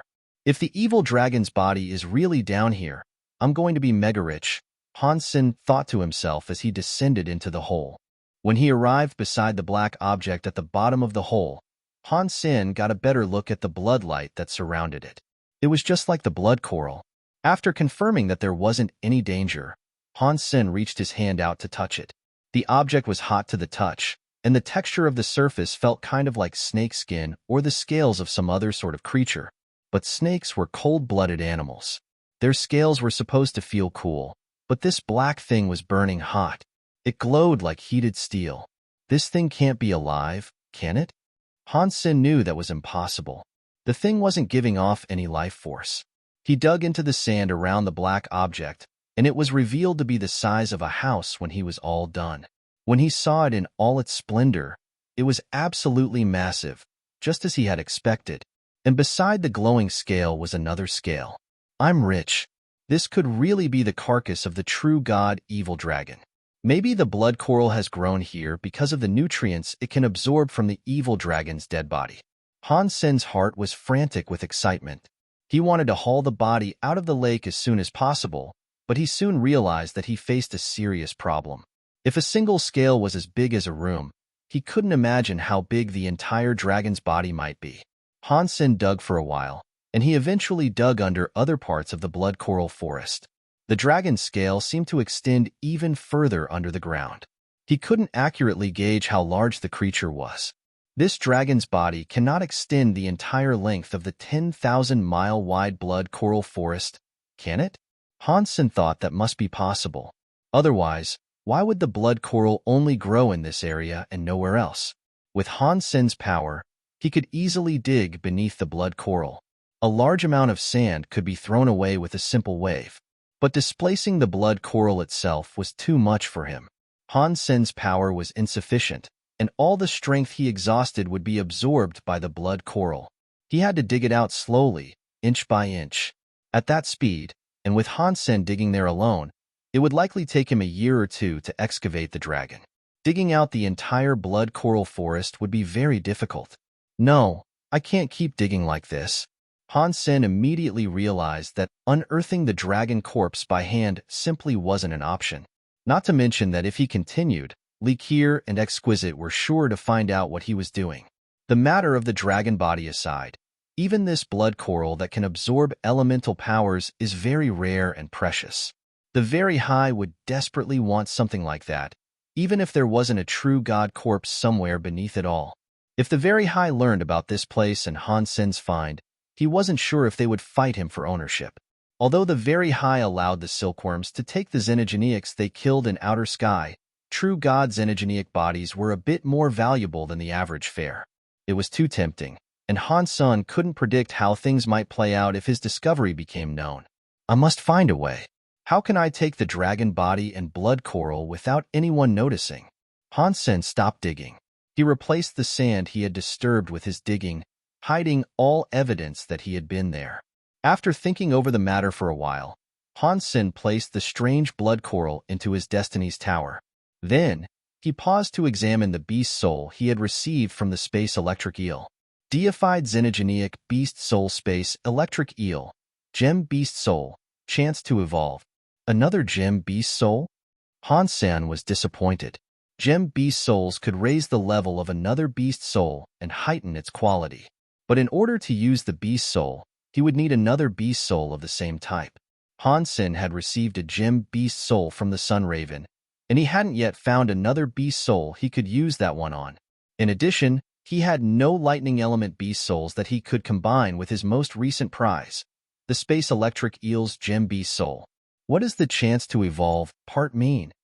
Han Sen was disappointed to receive another Gem Beast Soul, but the words on the end of the description had managed to intrigue him somewhat. It was a shame the Gem Beast Soul couldn't be used immediately. He also had no way of uncovering the secrets of the whole chance to evolve message just yet. He dragged the electric eel's body out of the buried dragon sea, and he found Bai Wei waiting for him on the shore. Han Sen went over to say hello. Bai Wei was surprised to see that Han Sen had actually defeated the electric eel. The conflicted emotions visible in her eyes deepened. After leaving the sea, Han Sen took the electric eel's corpse back to the star tree. Once he absorbed the electric eel's xenogeneic gene, he noticed that eating the electric eel's flesh provided more deified genes than ordinary primitive deifieds did. He had only eaten 1 out of the 20 portions of the electric eel's flesh, and he had already received 2 deified gene points. It looks like higher-class deifieds provide more element genes. If that is the case, maxing out my deified points shouldn't be all that difficult. Leveling up will be far easier than I thought. Actually, Han Sen kept refining the xenogeneic genes as fast as he could, all the while thinking about how he might dig up the blood coral and the dragon's body. The dragon's body seemed far too large to dig up on the slide, but I can surely collect some of the blood coral. I can store it in the sanctuary to keep anyone from discovering it. It might take a while, but I should be able to dig up all the blood coral by myself. Han Sen couldn't come up with a better idea than that. He needed to grab any benefit he could get while he was able to. He rested the night, and when he woke up the next day, he intended to go back to digging up the red coral. He needed that blood coral for the castle he was planning to build. But after yawning and stretching, he noticed that something in his body felt off. Han Sen couldn't really put his finger on the sensation, but when he looked at his hands, he noticed there was something there. What is going on? Han Sen got a better look at his hands, and what he saw frightened him. The back of each hand had a black that was around the size of a fingernail. It looked like a freckle at first glance, but when Han Sen looked closer, the freckle seemed more like a piece of red coral or a scale from the dragon's body. It was black, but it glowed with a faint red light. The freckle was still somewhat incorporeal, though. He could still see his flesh through it. Han Sen swallowed nervously. He quickly checked over the rest of his body, and he found more freckles growing all over his body. What the F***CK? Is this the sign of me growing dragon scales? Han Sen knew that something was severely wrong. Those freckles weren't painful or itchy, but they were spreading across his body. Han Sen used the Dongxian Sutra to examine the rest of his body, and he discovered that the freckles were now a part of him. They didn't seem to be damaging his body, though. His body and the freckles were existing symbiotically. He steeled his resolve and peeled one of the freckles away, but when the flesh was healed, the black dot returned. More black dots showing up across his body with every minute that passed. He tried many ways to remove them, but none of them stuck. Han Sen tried activating his xenogeneic geno-arts, and he even tried using his super god spirit body. But no matter what he tried, no method worked to get rid of the black dots. That was especially surprising since the super god spirit body had worked on pretty much everything in the past. Now, it couldn't do anything to remove the freckles. What the hell is this? Even my super god spirit body isn't working. Han Sen theorized that the freckles had something to do with the blood coral or the dragon body, but he couldn't accurately predict what effect the freckles might ultimately have. Han Sen thought about the matter for a while before he noticed that he had overlooked a very key concern. His super god spirit body made him invincible. That was its defining feature, and it could rid him of any negative energies that were impacting his body. But if he was being affected by energy that was coming from within him instead of invading from outside his body, then his super god spirit body wouldn't make any changes to it. Does this mean the freckles indicate that my body is changing on its own? Han Sen considered the possibility, but it didn't seem to hold water. Unless I was affected by an outside force, I shouldn't be growing freckles in the first place. Why will my super god spirit not purge the freckles like it does everything else? If growing freckles wasn't harmful to him, then his super god spirit body wasn't going to do anything. Even though Han Sen suspected the freckles might be the harbinger of something beneficial, he didn't fancy the prospect of turning into a freckle-covered monster. Han Sen thought of many ways to get rid of the freckles, but none of his attempts were successful, and the freckles were spreading more and more. Some of the freckles were already clumping together to take the shape of snake scales. Han Sen thought that the growing scales might be an effect of the blood coral, so he lobbed it back into the sea.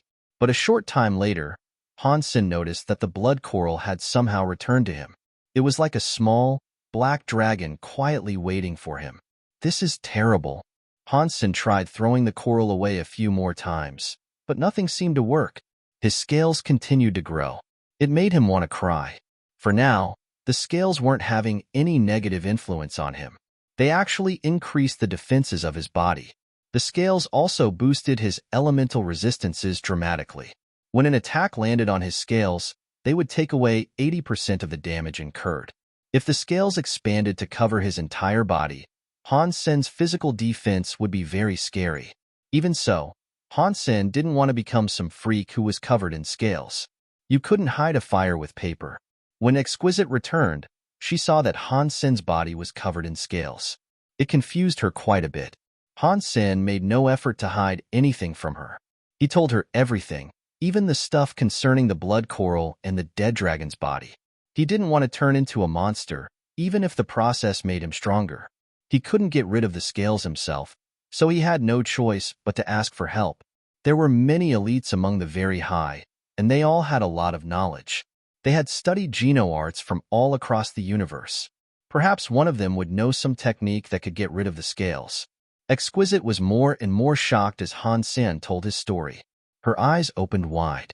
She stared at the blood coral Han Sen was holding, the one that looked like a dragon. That true god-evil dragon. What sort of power did it have? Why would it make my body grow scales? Is there a way to remove them? Han Sen asked, his words almost tripping over each other in his haste. He really despised the freckle-like scales. He imagined that when he returned home, his daughter Little Ling might not even recognize her father. Exquisite was frozen in place. She didn't immediately answer Han Sen's question, but her face was warped in thought. What is going on? Can you please say something? Han Sen begged, sensing that something very grave had happened. Exquisite moved her lips silently for a moment, and then she said the last thing that Han Sen had expected. The buried dragon sea doesn't contain a true god-evil dragon. That is just a legend. Exquisite looked at Han Sen weirdly. It doesn't? Han Sen asked, dumbfounded. Then he said, how can that be? What about the blood coral forest and the dragon corpse I found, then? I don't know where the blood coral forest or the dragon carcass came from, but I can tell you for sure that the buried dragon sea doesn't contain an evil dragon. Or at least, there isn't a true god-class xenogeneic. It is called the buried dragon sea because a deified elite called Dragon died there. That is where it got its name. People started telling stories about the place, and eventually, the myth of an evil dragon dying there was created, Exquisite said.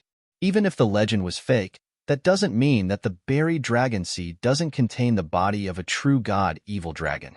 Han Sen wasn't eager to give up on his find. It won't be what you think it is, Exquisite answered staunchly.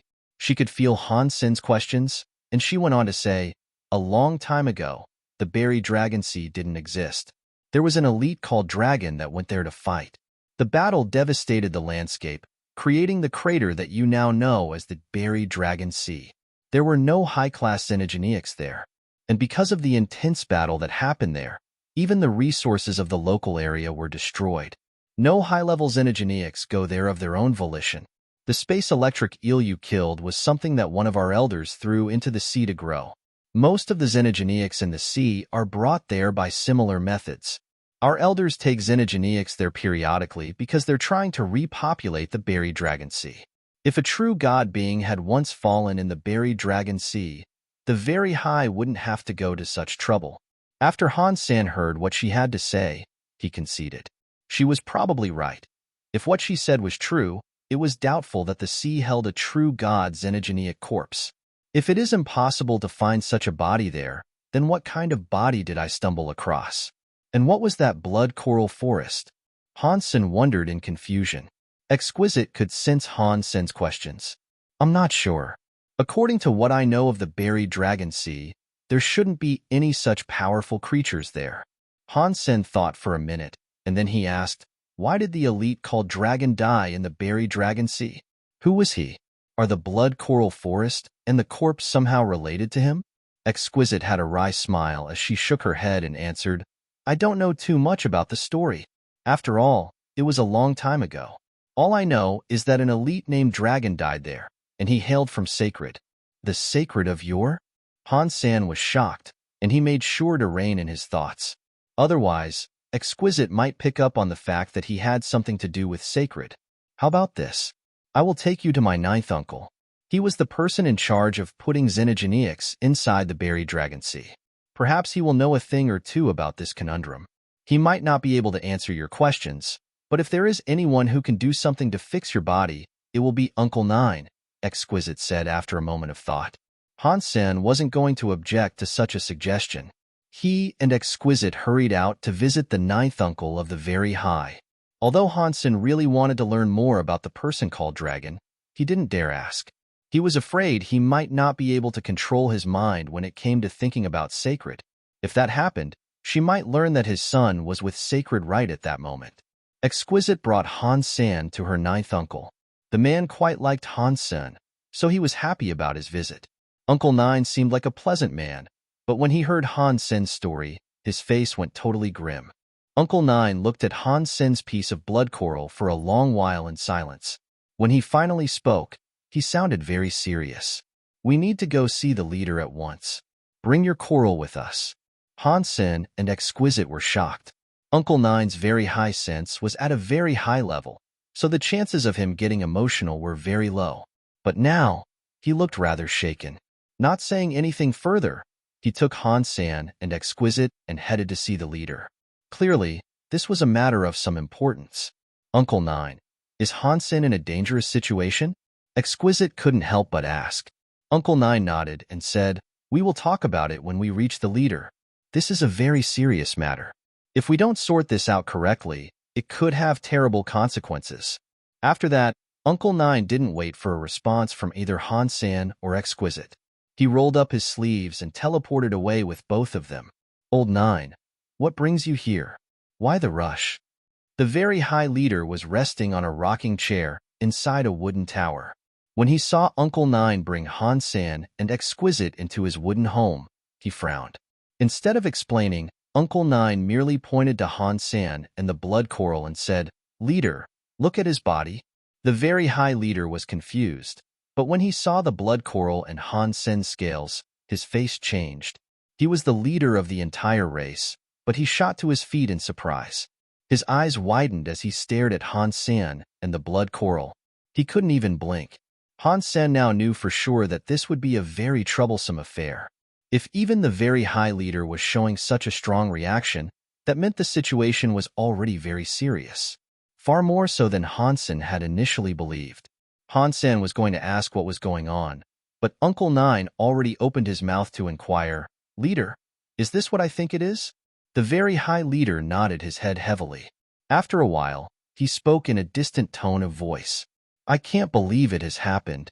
Upon hearing the Very High Leader's confirmation, Uncle Nine's face looked even dourer. What should we do? He asked the Very High Leader seriously, looking at Han Sen. We must suppress this. We can't take any chances, the Very High Leader responded without hesitation. Sir, what is wrong with Han Sen? Exquisite asked, now deeply worried about what was going on. The Very High Leader and Uncle Nine stared silently at Han Senator. After a pause, the Very High Leader said, This is something that began in the Sacred Era. Back then, the Very High were not so grand and famous, and the sky had yet to splinter from us. The strongest race in the universe was sacred, and Sacred was also the strongest faction. The very high leader paused, and his expression was unreadable. According to our historical records, a disaster struck our race. It prompted us to ask Sacred for their help. In response, Sacred sent an elite to outer sky to help us overcome the challenge. But for some reason, the elite of Sacred died in the buried Dragon Sea. Is whatever is happening to me related to the Sacred elite? Han Sen asked. Sacred leader nodded and said, that elite sacrificed himself to help us out of the disaster. But he was cursed by his opponent due to his actions. Han Sen's eyes narrowed and he asked, if that elite is dead, why does the curse still exist? Our ancestors thought that the matter came to a close when the Sacred elite was killed. But evidently, they were wrong. Your body is growing scales. That means the curse didn't end with the Sacred elite's death, Uncle Nine answered, pointing to the blood coral and the scales on Han Sen. What kind of curse is this? Exquisite asked with worry. The very high leader and Uncle Nine looked at each other. Uncle Nine sighed and said, the curse proclaimed that after the Sacred elite died, he would someday rise again. He would become a monster that only knew how to kill. Our ancestors believed the Sacred elite was completely destroyed, far too damaged to be revived. They thought the calamity was over, but the very high leader trailed off, looking at Han Sen's blood coral. After a while, he said, but the blood coral you are holding is just like the Geno armament wielded by the Sacred elite. The scales you are growing look just like his scale armor. That Sacred elite might end up being reborn through your body. That is the nature of the curse. Is there no way to erase this infection? Han Sen wasn't excited about this news at all. Very high leader and Uncle Nine shook their heads apprehensively. Exquisite quickly said, Mr. Leader, with your power, there must be something you can do. Please save Han Sr. The very high leader sighed and said, I'm not remaining inactive because I don't want to help. I really can't. The scary being that cursed the Sacred elite was a real god. That Sacred elite fought that god. When the god was chased away, the toxic curse came into effect. It cannot be removed with our power. A god cursed the Sacred elite? Han Sen asked, his heart suddenly pounding. The very high leader said, maybe you don't believe this universe has gods, but they do exist. Most ordinary creatures cannot see them. I believe in gods. What was this god called? And what was that Sacred elite's name? Han Sen asked the very high leader, trying to keep his excitement under wraps. I don't know much about what happened. Not much detail was recorded about that fight. It appears that someone tried to erase the details of it. We only know that the fight was called God's Disaster, and that the Sacred elite was named Dragon. Those are the only details we have. The very high leader looked at Han Sen and said, if Dragon's power is being reborn through you, then we will have to suppress you. If the curse is real, then we can't allow you to become a killing monster that might destroy the universe. Dragon's power might not end up being reborn through Han Sen's body. Maybe the whole reborn thing means Dragon himself. Didn't Han Sen say that the blood coral forest contains the carcass of a monster? Maybe that is the real Dragon, Exquisite quickly suggested. The very high leader nodded and said, that coral forest and the body down below will be suppressed as well. Han Sen didn't think things were going too well.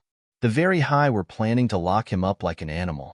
Mr. Leader, I might be infected, but perhaps there is a way for me to save myself. The very high have many elites, so there has to be a way to remove these small things from my body, Han Sen said quickly.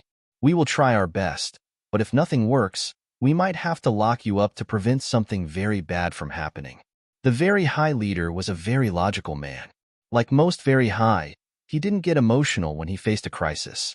He sorted out problems in the most efficient way that he could. Han Sen knew that right now, he was like a patient who had a very contagious disease. The best way to deal with it was to quarantine him. The very high leader was right, but Han Sen didn't see being locked in a cage as an acceptable solution. He felt very upset. Uncle Nine sent Han Sen to a palace, and the very high leader began gathering an army of very high elites to go to the buried Dragon Sea. They planned to suppress the blood coral and uncover what was buried beneath it. Han Sen didn't know how they were going to suppress the blood coral and the thing below it, but 4 days later, the elite warriors began to gather in the very high leader's palace. When the last of them arrived, there were 4 true god elites and a dozen butterflies. It was a very powerful team. They investigated Han Sen's scales before they left, but sadly, every attempt to remove the scales failed. They even tried peeling off Han Sen's skin, but nothing seemed to work. The scales remained firmly in place.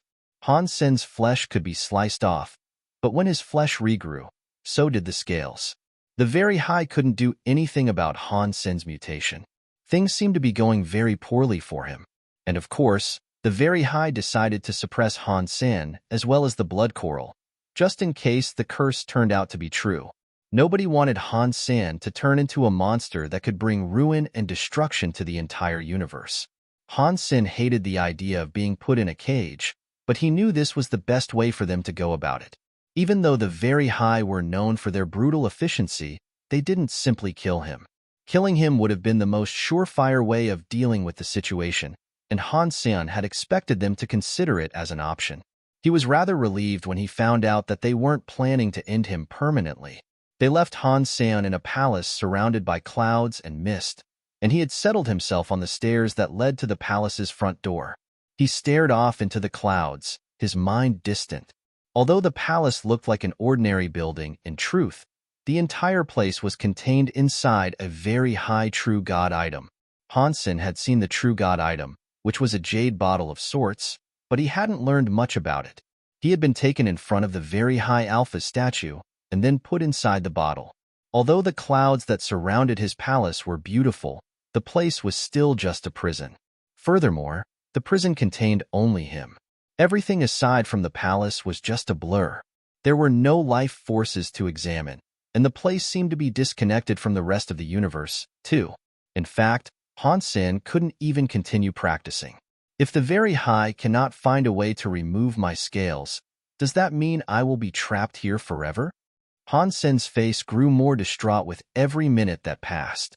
Although the strange piece of blood coral had been moved elsewhere by the Very High and no longer reappeared next to Han Sen, the scales continued to grow across his body.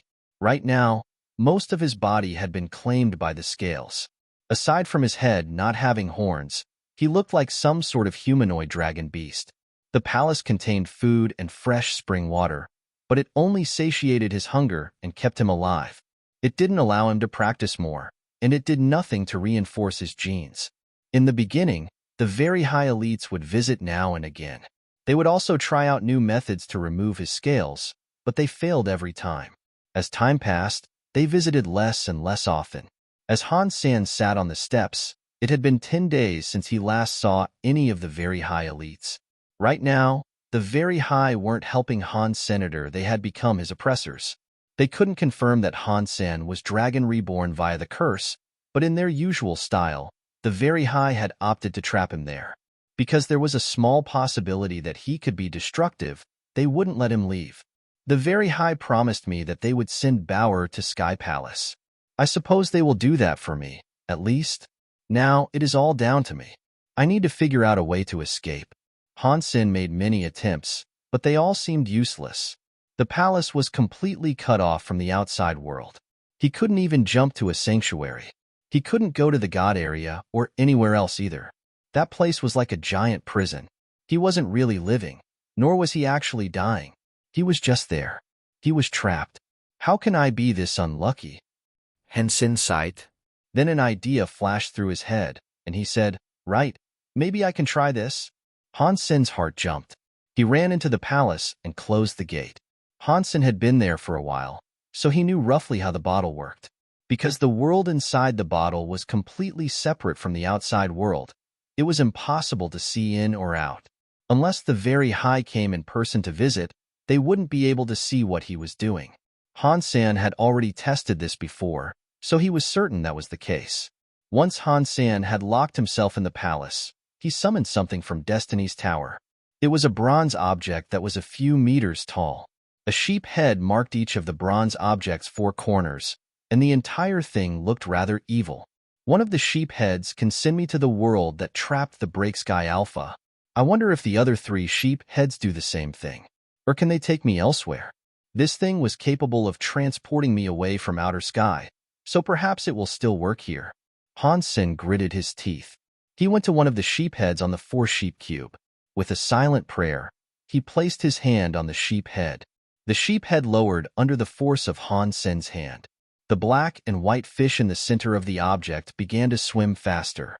Their speed formed a vortex within the water.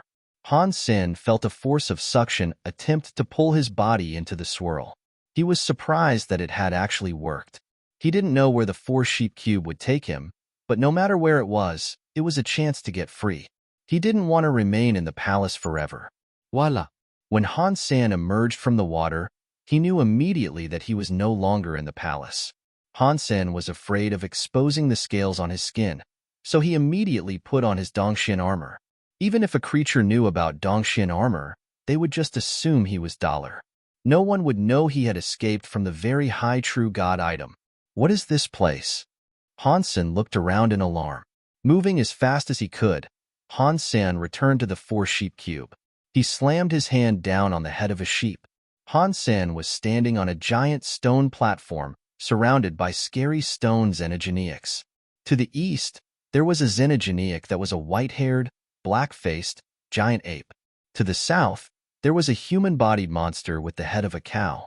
To the north, there was a beast that was like a Kirin. To the west, there was a weird snake with 9 heads. The 4 giant xenogeneics gave off a frightening presence. Sensing them sent chills right down Han Sen's spine. The monsters surrounded the stone platform, looming over it like the stone platform was a dinner table and Han Sen was the sole sausage in the middle that they would fight over. Pang! Han Sen could see the white-haired, black-faced giant ape's hand stretching toward him. Han Sen was already getting sucked into the 4-sheep cube. And then, his vision started to spin. When he emerged from the water, he was back in the palace contained within the very high's bottle. I'm fortunate that my reactions were quick.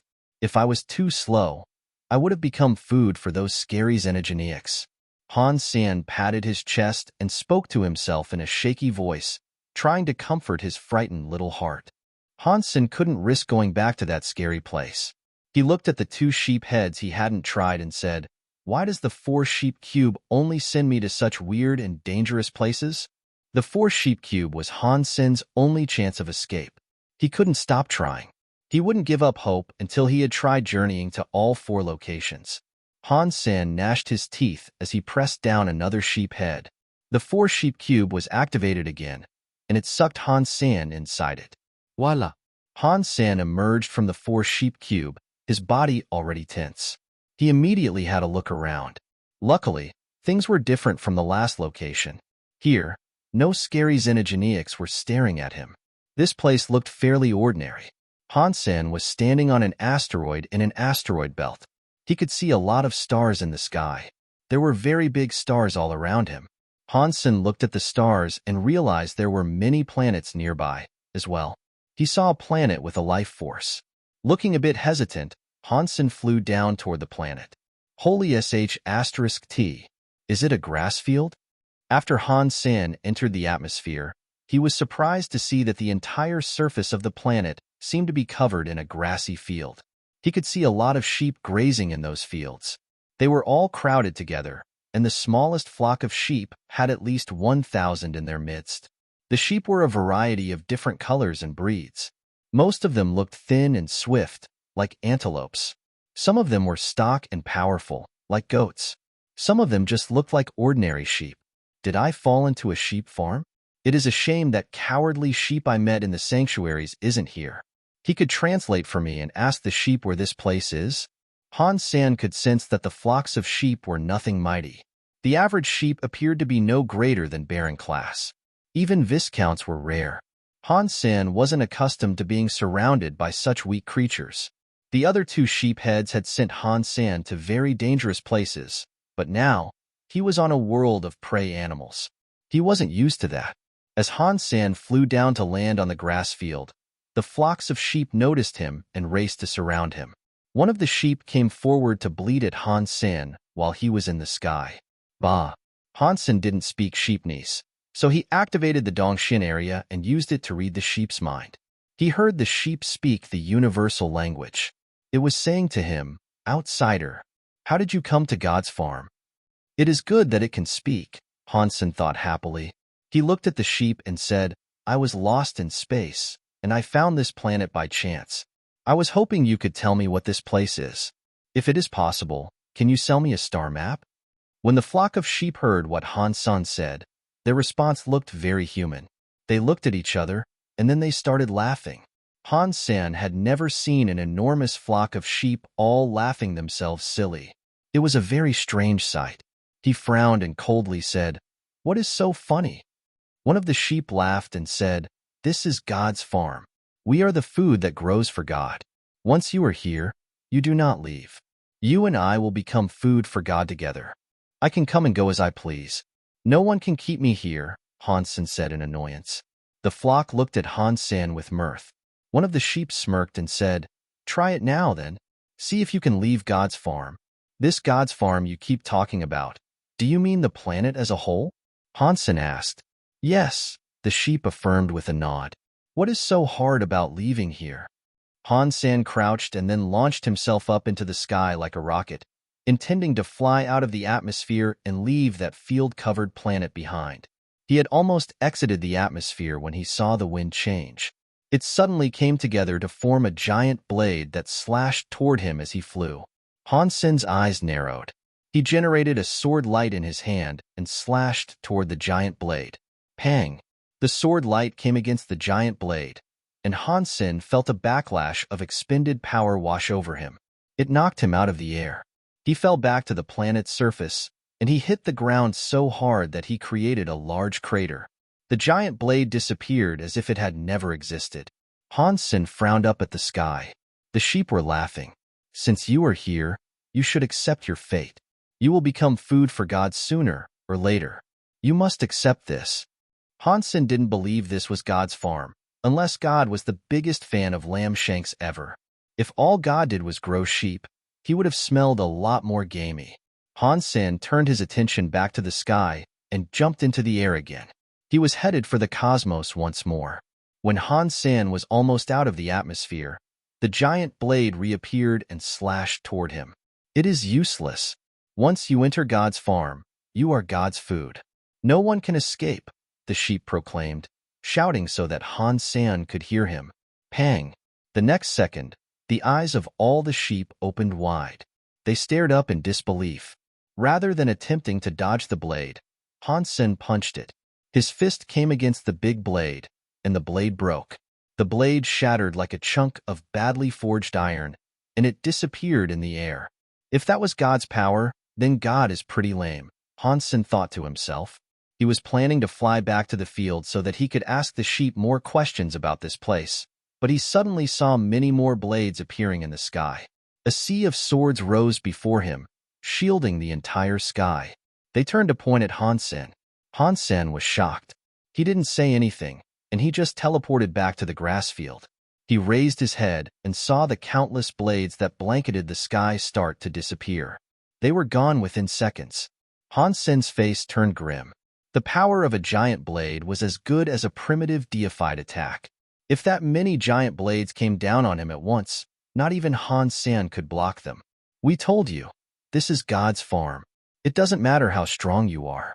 In God's eye, you are just food, the sheep said with a smile. The God you were talking about, what does he look like? Han Sen said, ignoring the blathering of the brainwashed sheep. God is God. What else could he be? The sheep answered, looking at Han Sen with disdain. Han Sen wanted to ask something more, but he suddenly saw a carriage fly through the sky. 9 white unicorns were pulling a white carriage as it headed for the grassy field. When the flock of sheep saw the white carriage, they started to shake on the ground. It was like they didn't even have the power to run. It was all they could do to remain standing as they trembled. They lowered their heads, like they were ostriches that wanted nothing more than to put their heads in the sand. Han Sen looked around and remembered that he was on an endless grassy field. There was nowhere to hide. So instead of attempting to flee, he reduced his presence to hide inside the flock of sheep.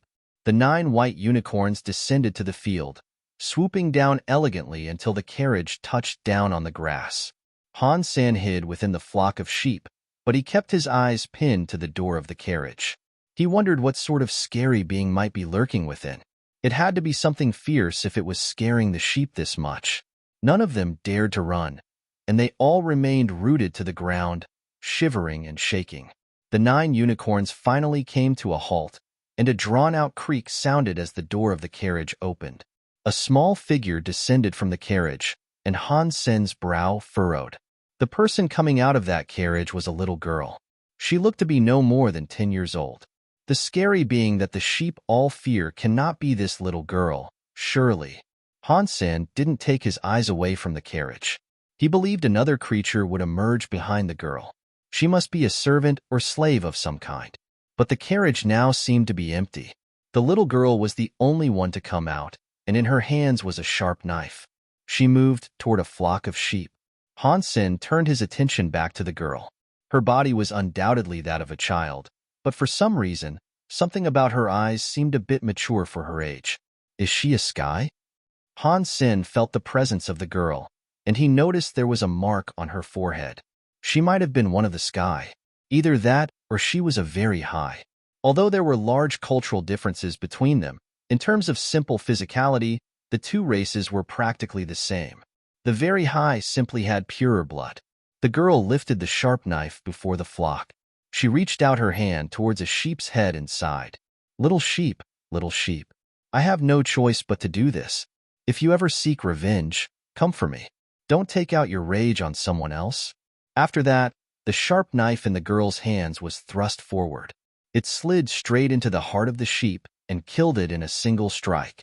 Blood dribbled across the hilt of the knife and gushed from the new cavity in the sheep's chest. The weird thing was, the blood never had a chance to drip to the ground. As soon as the sheep's blood welled up, it was absorbed by the knife that killed it. In moments, the sheep's body had been sucked dry by the weapon. Under the draining powers of the knife, the sheep became a dried-up husk of its former self. The knife's color changed to a dark red, and it began to give off a very strong and bloody presence. Once the first sheep was dead, the girl moved on to another sheep. Every member of the flock was shivering violently, but they didn't dare to resist. The girl lifted her knife and thrust it through the next creature. Like the last, its blood was sucked dry. Han Sen was shocked at the sight. The girl continued killing the sheep, and not a single one of them tried to resist. It was like they were all queuing up to die, one after another. Soon, the death toll had reached 100 sheep. The blade of her knife had become as red as blood. Now, it looked like blood was going to begin dripping out of it any second. The strong, coppery smell was awful. Han Sen could have detected the scent from a few miles away, and the smell was nauseating. There's definitely something wrong with that girl's knife, Han Sen murmured with a frown. He looked at the weapon in the little girl's hand. The girl's presence wasn't very strong, but there was something very frightening and strange about the aura of the sharp knife. It was much greater than the presence of the little girl herself. The little girl shouldn't have been capable of using such a powerful blade, but she was using it with finesse. The knife's power hadn't consumed her. This was a situation that Han Sen had never encountered before. Before he became deified, even Han Sen couldn't make use of 100% of a deified treasure's power. Yet the little girl was casually able to use a supremely sharp knife that was far greater than herself. Every strike she unleashed was lethal, and a sheep died each time she swung her hand. Everything about this situation was weird. This flock of sheep must be more afraid of the knife than the girl, Han Sen guessed to himself, but he still wasn't too sure what was going on.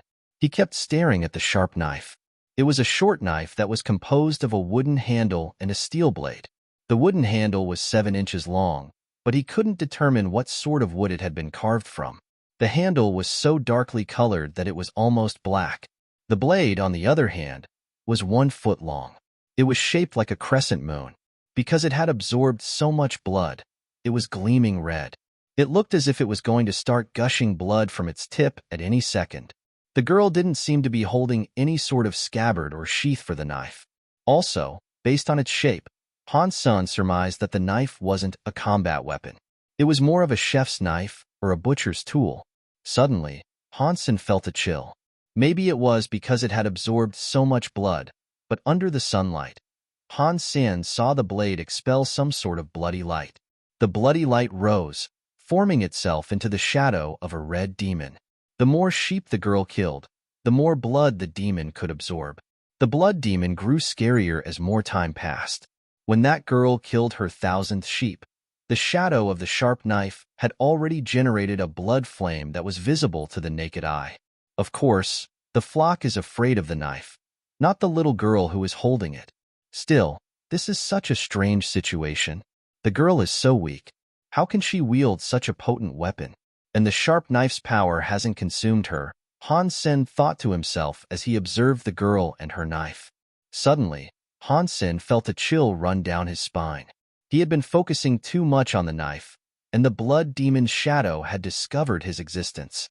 The shadowy body suddenly turned. The creature's eye sockets were empty aside from a pair of blood flames, and those fires now stared in Han Sen's direction. Bzzd. Before Han Sen could do anything, the sharp knife released a weird buzzing noise. Then, the sharp knife started to fly. Carrying the little girl's body along behind it, the weapon shot toward Han Sen. Han Sen could see the blood demon shadow clearly. It was opening its jaws, looking ready to devour him. The knife pulled the little girl straight toward Han Senator the moment she saw him. She froze in surprise. Han Sen was prepared to fight, but the little girl's hand yanked back against the knife. Using all of her strength, the girl tried to keep the knife from heading for Han Sen. But her power was too small, and the sharp knife had a real lust for Han Senator. She wrapped both hands around the knife's handle and pulled as hard as she could, but her efforts were futile. She couldn't stop the knife. Her slim body was pulled steadily forward. Han Sen's frown deepened. He readied himself to fight, but the little girl gritted her teeth and pressed her hands down on the blade itself. The blade sliced into her hands, and the knife quickly absorbed the blood that welled up in her palms. Then, the blade went quiet. The blood shadow demon was still visible above the blade, but it seemed to have been suppressed by some mystical power. The bloody light that formed the image of a red demon had dimmed slightly. No wonder she can use that sharp, weird knife. Something about her body is special. She must have some unusual connection to the knife, Han Sen thought to himself. Judging from the little girl's behavior, she didn't seem to be hostile toward Han Senator. He walked over to the girl and asked her, "Little girl, what is your name?" "Run. Leave here quickly," the little girl said in a rush, still keeping a white-knuckled grip on the knife. "Why do I have to leave?" Han Sen asked the little girl, planting his feet firmly on the ground. "I can't control it much longer. It's going to kill you." "Run," the little girl said, the panic in her voice growing. Han Sen looked at the little girl holding that knife. Her hands continued to bleed profusely. As her blood continued to flow the blade, the sharp knife's presence faded a little. It wasn't gone, though. The knife's aura was still there, pressing out against the little girl's hand. It moaned gently. Han Sen knew that if the little girl stopped giving it blood, the knife would immediately go after him again. "I'll leave then. Can you tell me how to exit this planet? And also, what is your name?" Han Sen knew that if he stayed, he would only be causing the little girl more pain. He crouched down as he prepared to leap up into the sky. The little girl shook her head. "I don't know. You just need to get away from here, as far as you possibly can." "Fine. What is your name, though?" Han Sen asked. "Gu Wanner. You should leave now. Get as far away from here as you can, and don't come back until I am gone," the little girl said. Han Sen was ready to leave, but when he heard her name, his body went completely still. He looked at the little girl in shock, and he asked her, "Your name is Gu Wanner? Do you know Lone Bamboo?" Han Sen remembered that Lone Bamboo had once mentioned his little sister was called Wanner because Pray to God was taken away by God. It was an incident that the man was never able to let go. If Han Sen remembered things correctly, Lone Bamboo's sister was around 10 years old when she was taken away. It had been many years since then, so Gu Wanner should have been a grown-up. Finding her in a child's body was quite the surprise. You know my big brother." A sudden smile bloomed over Gu Wanner's face as she looked at Han Sen. "I know him. We are good friends. Why are you here? What is this place?" Han Sen glanced at Wanner's sharp knife, then walked closer to her. He could have simply left if they were strangers. Now that he knew this little girl was Lone Bamboo's sister, though, he couldn't just leave. "This is God's farm. It is like a buffet for God's knife. God brought me here to take care of the knife, Gu Wanner explained. Then she quickly asked, "Is my big brother okay?" Although Gu Wanner's explanation had been brief, Han Sen understood. She had been taken by God and brought her there. God had then given her this sharp knife and put her in charge of feeding it. God's knife ate by feasting on the blood of creatures. This place was called God's farm, but it was one of many. Many similar planets were in this system, and Gu Wanner had to follow a precise schedule. She took the blade to each planet at the right time, allowing God's knife to feed on a variety of different types of blood.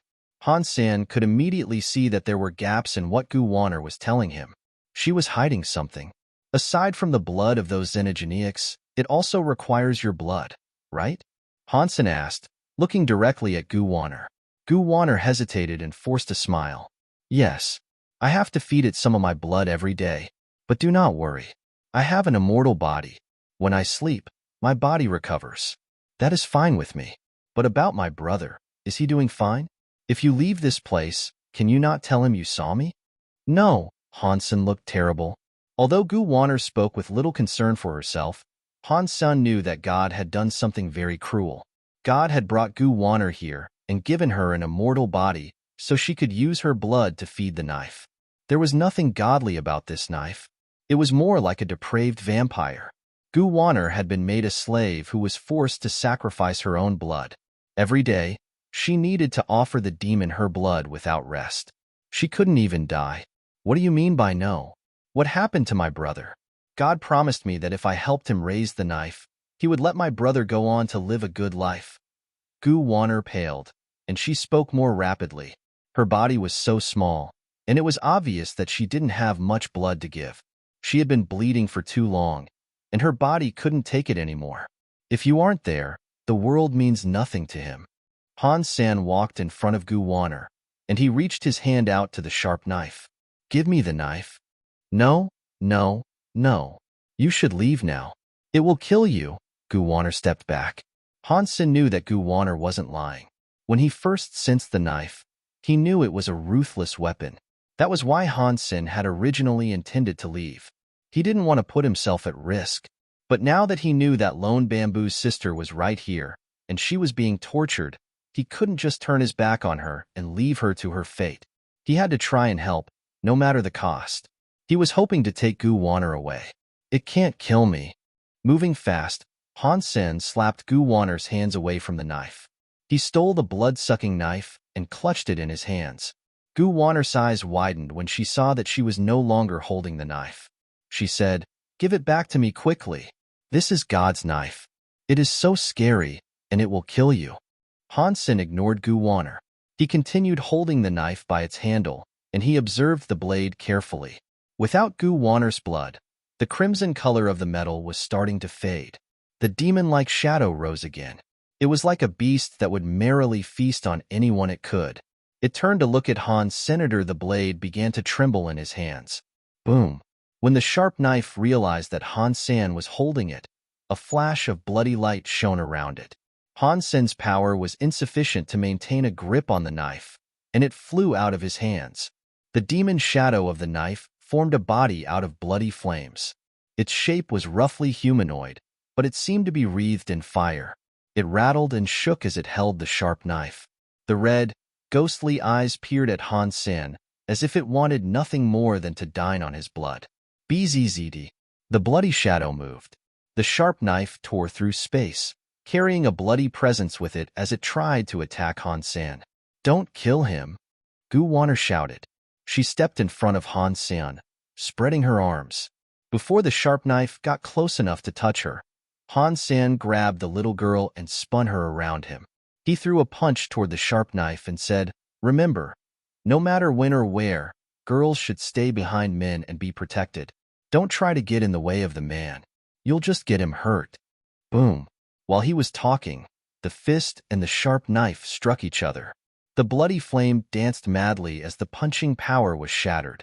The resulting shockwave tore into the field around them, forming a giant crater. The nearby sheep were affected, too. The explosion washed over them, reducing them to a bloody mist. Han Sen didn't fall back, but he felt something tear in his chest. He felt the urge to cough up a little blood, but he swallowed it back down. The knife roared, sounding like some terrible beast issuing a challenge. The next second, all 4 of Han Sen's Geno-arts activated within his body. He combined with spell, and he entered his xenogenic battle body mode. Han Sen's xenogenic body was covered by a black flame. He looked like a demon that had just crawled out of hell. He stared at the red demon that was holding a sharp knife. They looked like 2 lords of hell preparing to do battle. Stay away. This is the battleground of men. This is nothing for you to be involved in, Han Sen said over his shoulder, keeping his eyes on the red demon. After Han Sen combined his 4 Geno-arts, the Dongxian area's power increased exponentially. Han Sen discovered that this god's knife wasn't really a knife. It was a xenogenic. Although it was a living creature, its body and soul were like knives.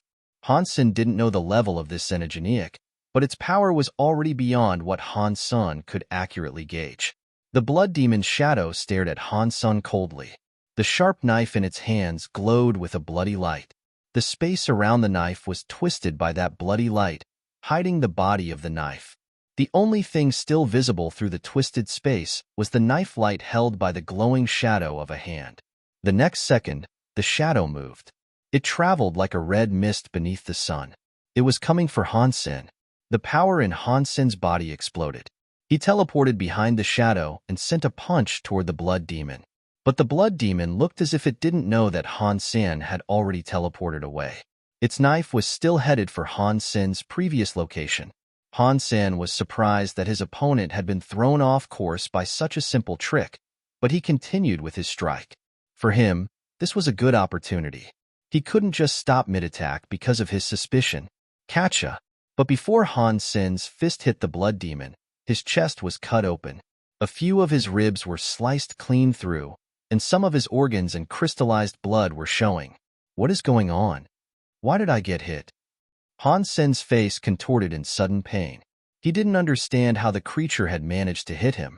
The blood shadow hadn't turned around or even swung its knife toward Han Sen, but he had still been injured.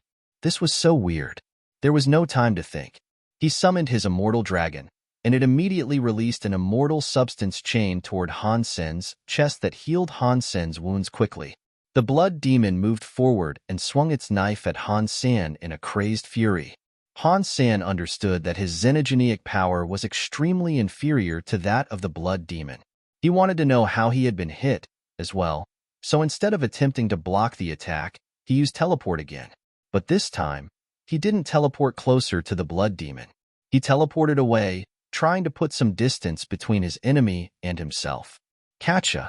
There was a space of 100 miles separating Han Sen and the blood demon, and the knife light wasn't slashing toward Han Senator, but even so, an invisible blade split Han Sen's head open. His skull cracked down the center, opening wide enough to show his pink brain. The pain of the attack was excruciating, and Han Sen's face turned white. I see. Although the attack had been brutal, Han Sen had learned something. He now understood how he had been hit. The bloody knife light had traveled to where Han Sen had previously been standing. There, a very dim blood shadow had appeared. That blood shadow resembled Han Sen's face. The bloody knife light slashed that blood shadow, and Han Sen's body was injured by the blow. Is it a time or space power? Or is it a bit of both? Han Sen's wounds were healed by the immortal dragon's power. Not even such a grievous injury was going to kill him now. But the blood demon was clearly a scarier opponent than he had expected. Han Sen had already used Forever Solid on himself. Under the buffs of Forever Solid, even transmutation deifieds couldn't damage his xenogenic battle body. Plus, the pesky dragon scales growing on his skin gave him an immunity power.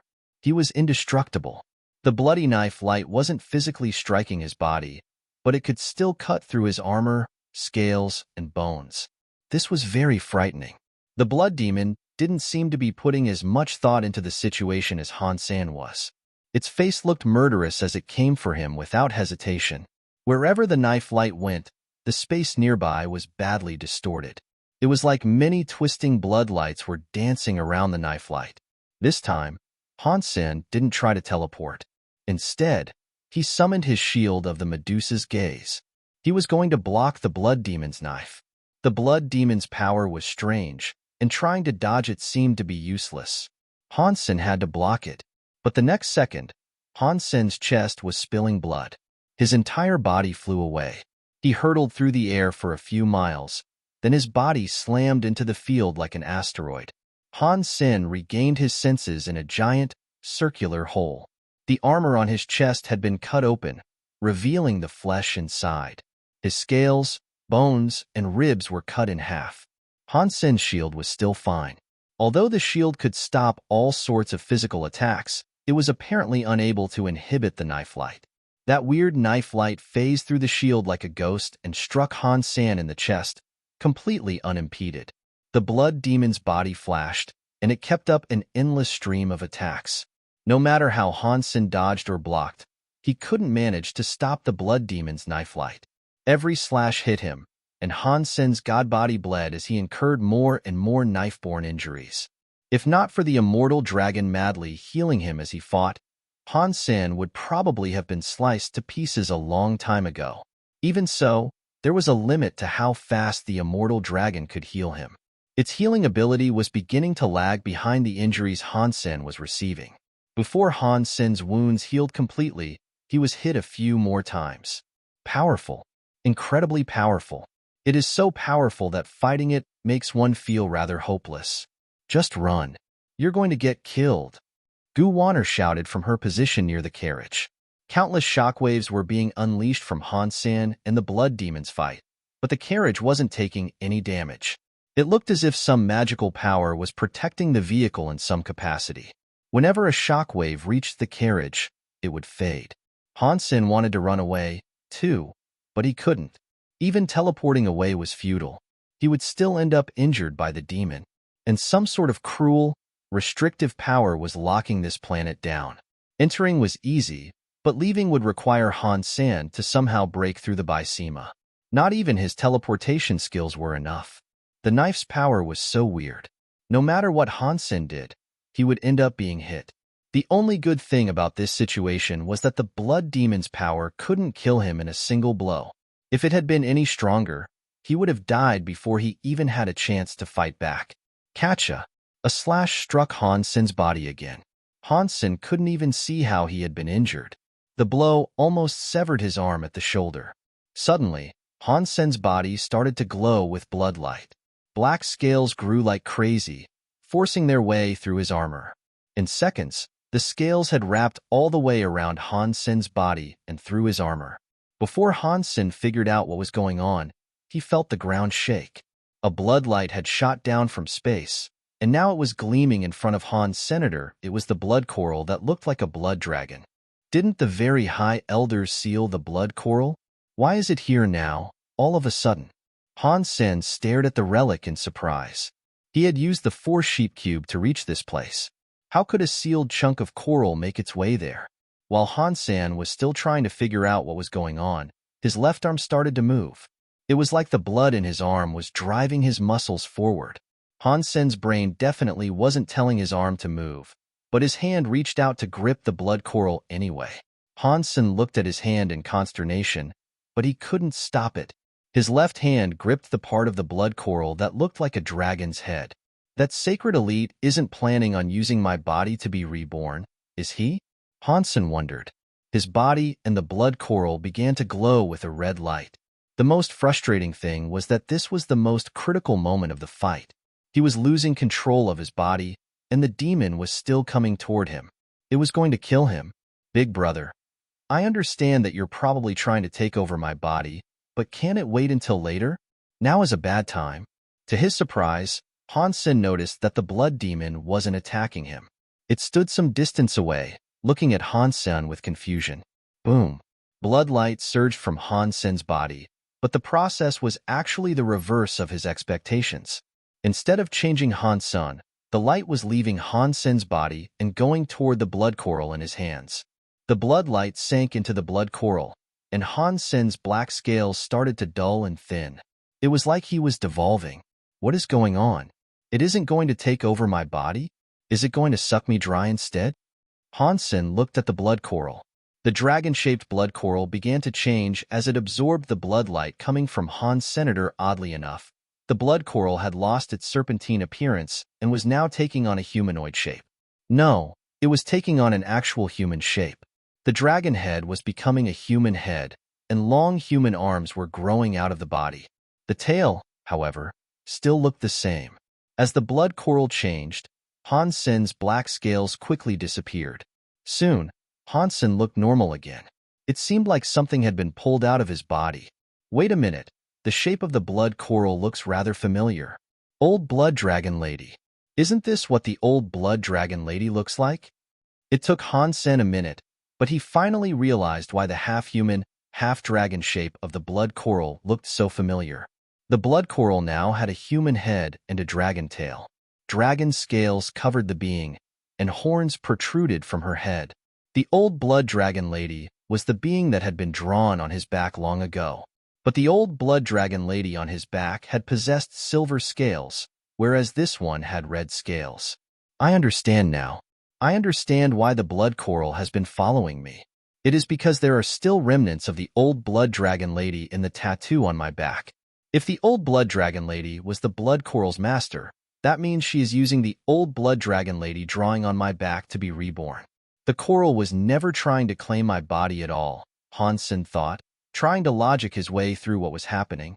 Although Han Sen didn't entirely understand the events occurring around him, he could sense that his guesses were getting near to the truth. When the black scales on Han Sen's body disappeared completely, the blood coral became the old blood dragon lady.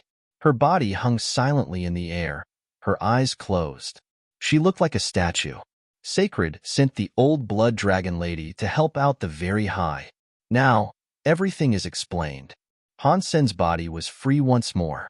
He looked at the old blood dragon lady in the air, but he didn't know if this was a good thing or a bad thing. The blood demon didn't have Han Sen's patience. It saw that the old blood dragon lady was hanging motionless in the air like a dead statue, and the blood demon's flames exploded. The knife flew to attack the old blood dragon lady. Be careful, Han Sen shouted.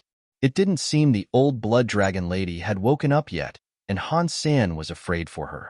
He channeled some of his power into the shout, trying to roust the old blood dragon lady. He didn't know if the old blood dragon lady was a friend or foe, but the blood demon was definitely an enemy. And as far as Han Sen was concerned, the enemy of his enemy was his friend.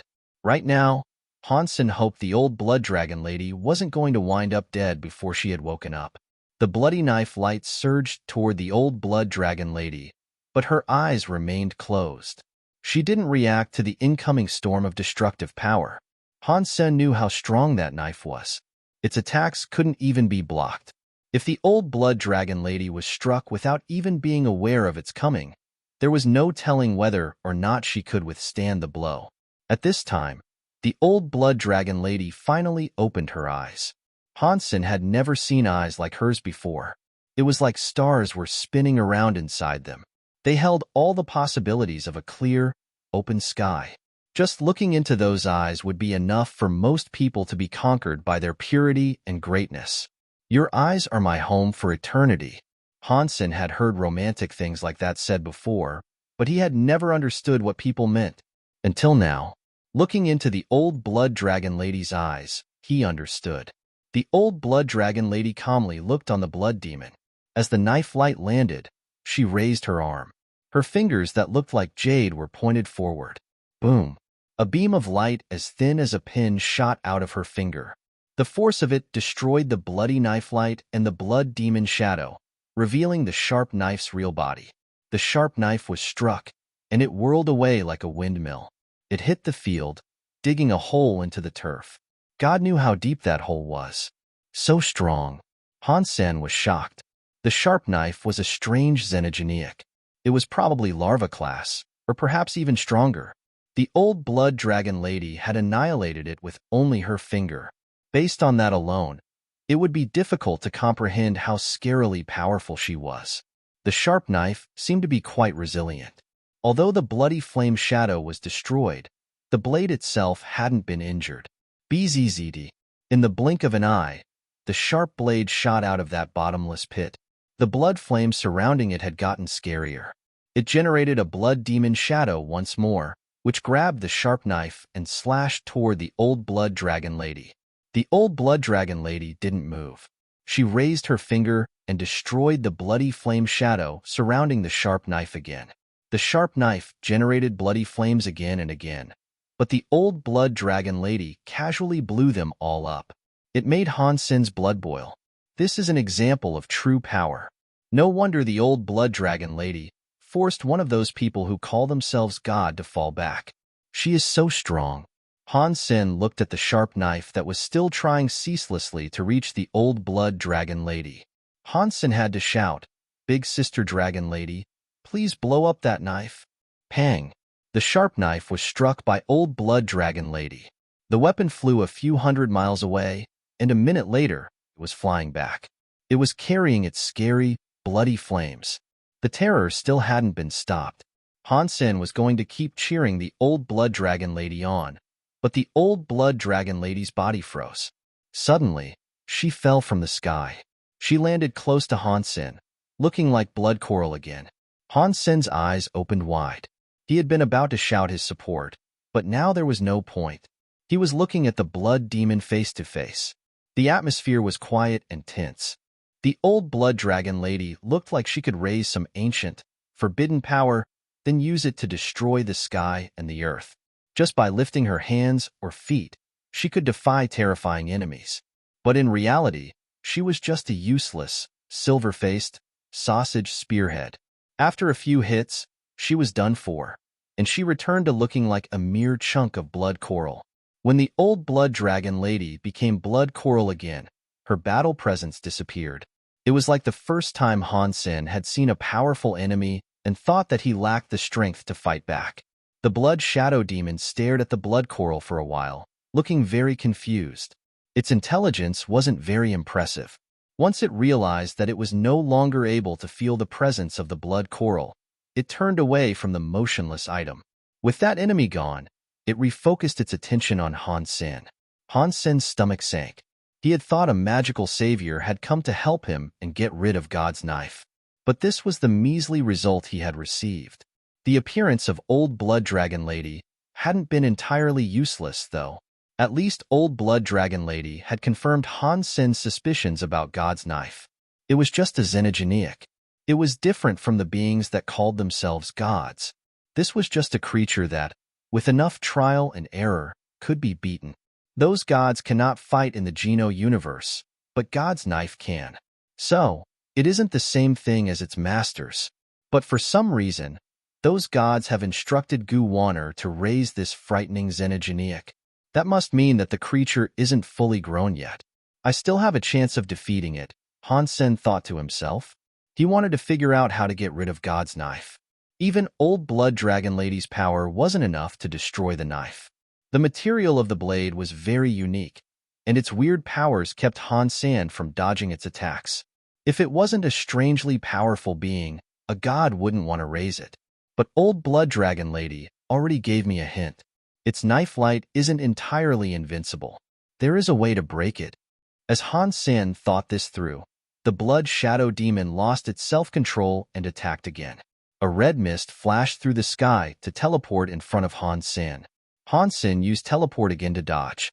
Just like the last time, he successfully avoided the knife light. Even so, when the knife light reached the place he had been standing moments before, a wound was opened in his chest again. That's it. This must be right. What he uses is a Geno art that is a combination of time and space powers. Han Sen had made that guess as he studied the fight between God's knife and old blood dragon lady. Now that he had experienced it again himself, he could turn those guesses into facts that could help him. The blood shadow demon was holding a sharp knife. It sent a crazy storm of blazing knife lights to attack Han Sen. Han Sen cast his 4 Geno arts to the max. His xenogenic battle body exploded with scary power. His teleportation and movements combined. But in the end, he still couldn't avoid that knife. Seeing another knife wound on his chest, Han Sen wasn't shocked. On the contrary, he was happy. That knife should have hit his head. But now, it had only struck his chest.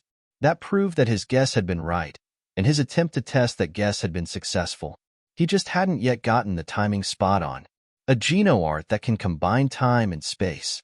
Its power can go through time and space.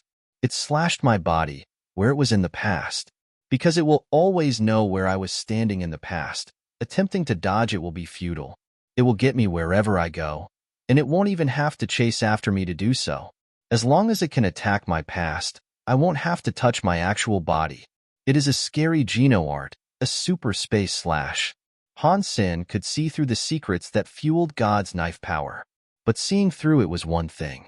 Being able to break it was another thing entirely. Han Sen knew that this attack had many limitations. It could only slash the area of space and time shortly in the past, but Han Sen only managed to dodge it a few times, and God's knife only missed by a shave. He could not completely dodge the super space slash. If it wasn't for the immortal dragon that kept on healing Han Sen's body, he would have been slashed to pieces long ago. No, it still won't work. This was the hardest fight Han Sen had ever had to endure. He knew what his opponent's power was, but he couldn't break it. His body continued to accumulate injuries. Fortunately, Han Sen was able to dodge the most harmful blows, and the immortal dragon had sick healing power. God's knife wouldn't kill him anytime soon. Stop fighting. You need to go. You can't beat him, and he is going to kill you. You cannot die here. Gu Wanner was waiting far away near the carriage. She was crying as she yelled at Han Sen. Han Sen wanted to flee, as well, but he couldn't leave that planet, so there was no point in trying to escape. He needed to deal with the trouble in front of him. Ha! Han Sen let out a raging roar. Countless knives and swords appeared in the air. The knife stream looked like a river in the sky as it poured down toward the blood shadow demon. Han Sen didn't think the knife stream could destroy God's knife. He just hoped it could imitate the old blood dragon lady's attack and disrupt the knife's power long enough to buy Han Sen some time. But Han Sen underestimated God's knife. The demon's knife light flashed, breaking the sky full of knife lights, and it continued toward Han Sen. Blurg. The knife sank into the muscle of Han Sen's neck. It cut open his throat and blood spewed out. Han Sen had lost count of how many injuries he had sustained. Every spot in his body had been attacked by the knife. Han Sen had tried many different ways to evade God's knife's super space slash, but none had worked. Han Sen had even tried to make use of the Shin Yellow Sutra. He wanted to lower God's knife's level, but it didn't work. The geno-art couldn't touch the sharp knife's body. After Han Sen summoned the Shin Yellow Sutra power, the God's knife continued to slash his past self. It wouldn't connect with the power he had now. The immortal dragon kept healing Han Sen without looking tired. Han Sen was depending entirely on the immortal dragon's powerful healing abilities to keep him in the fight. Wanner, follow me. Han Sen teleported next to Wanner and summoned the Four-Sheep Cube. He was going to use the Four-Sheep Cube to escape that place and take Wanner to the very high. Even though that place was a jail, it was better than becoming food for a weird knife. I cannot go. You should leave here quickly. Gu Wanner shook her head. Her voice sounded certain. Han Sen wanted to ask why, but he was hit again. He screamed as he flew away. The Blood Shadow Demon tried to chase after Han Sen, but Gu Wanner threw herself before the Blood Shadow Demon. Han Sen looked on in shock. Fortunately, the Blood Shadow Demon's knife light didn't cut her down. It didn't want to kill Wanner.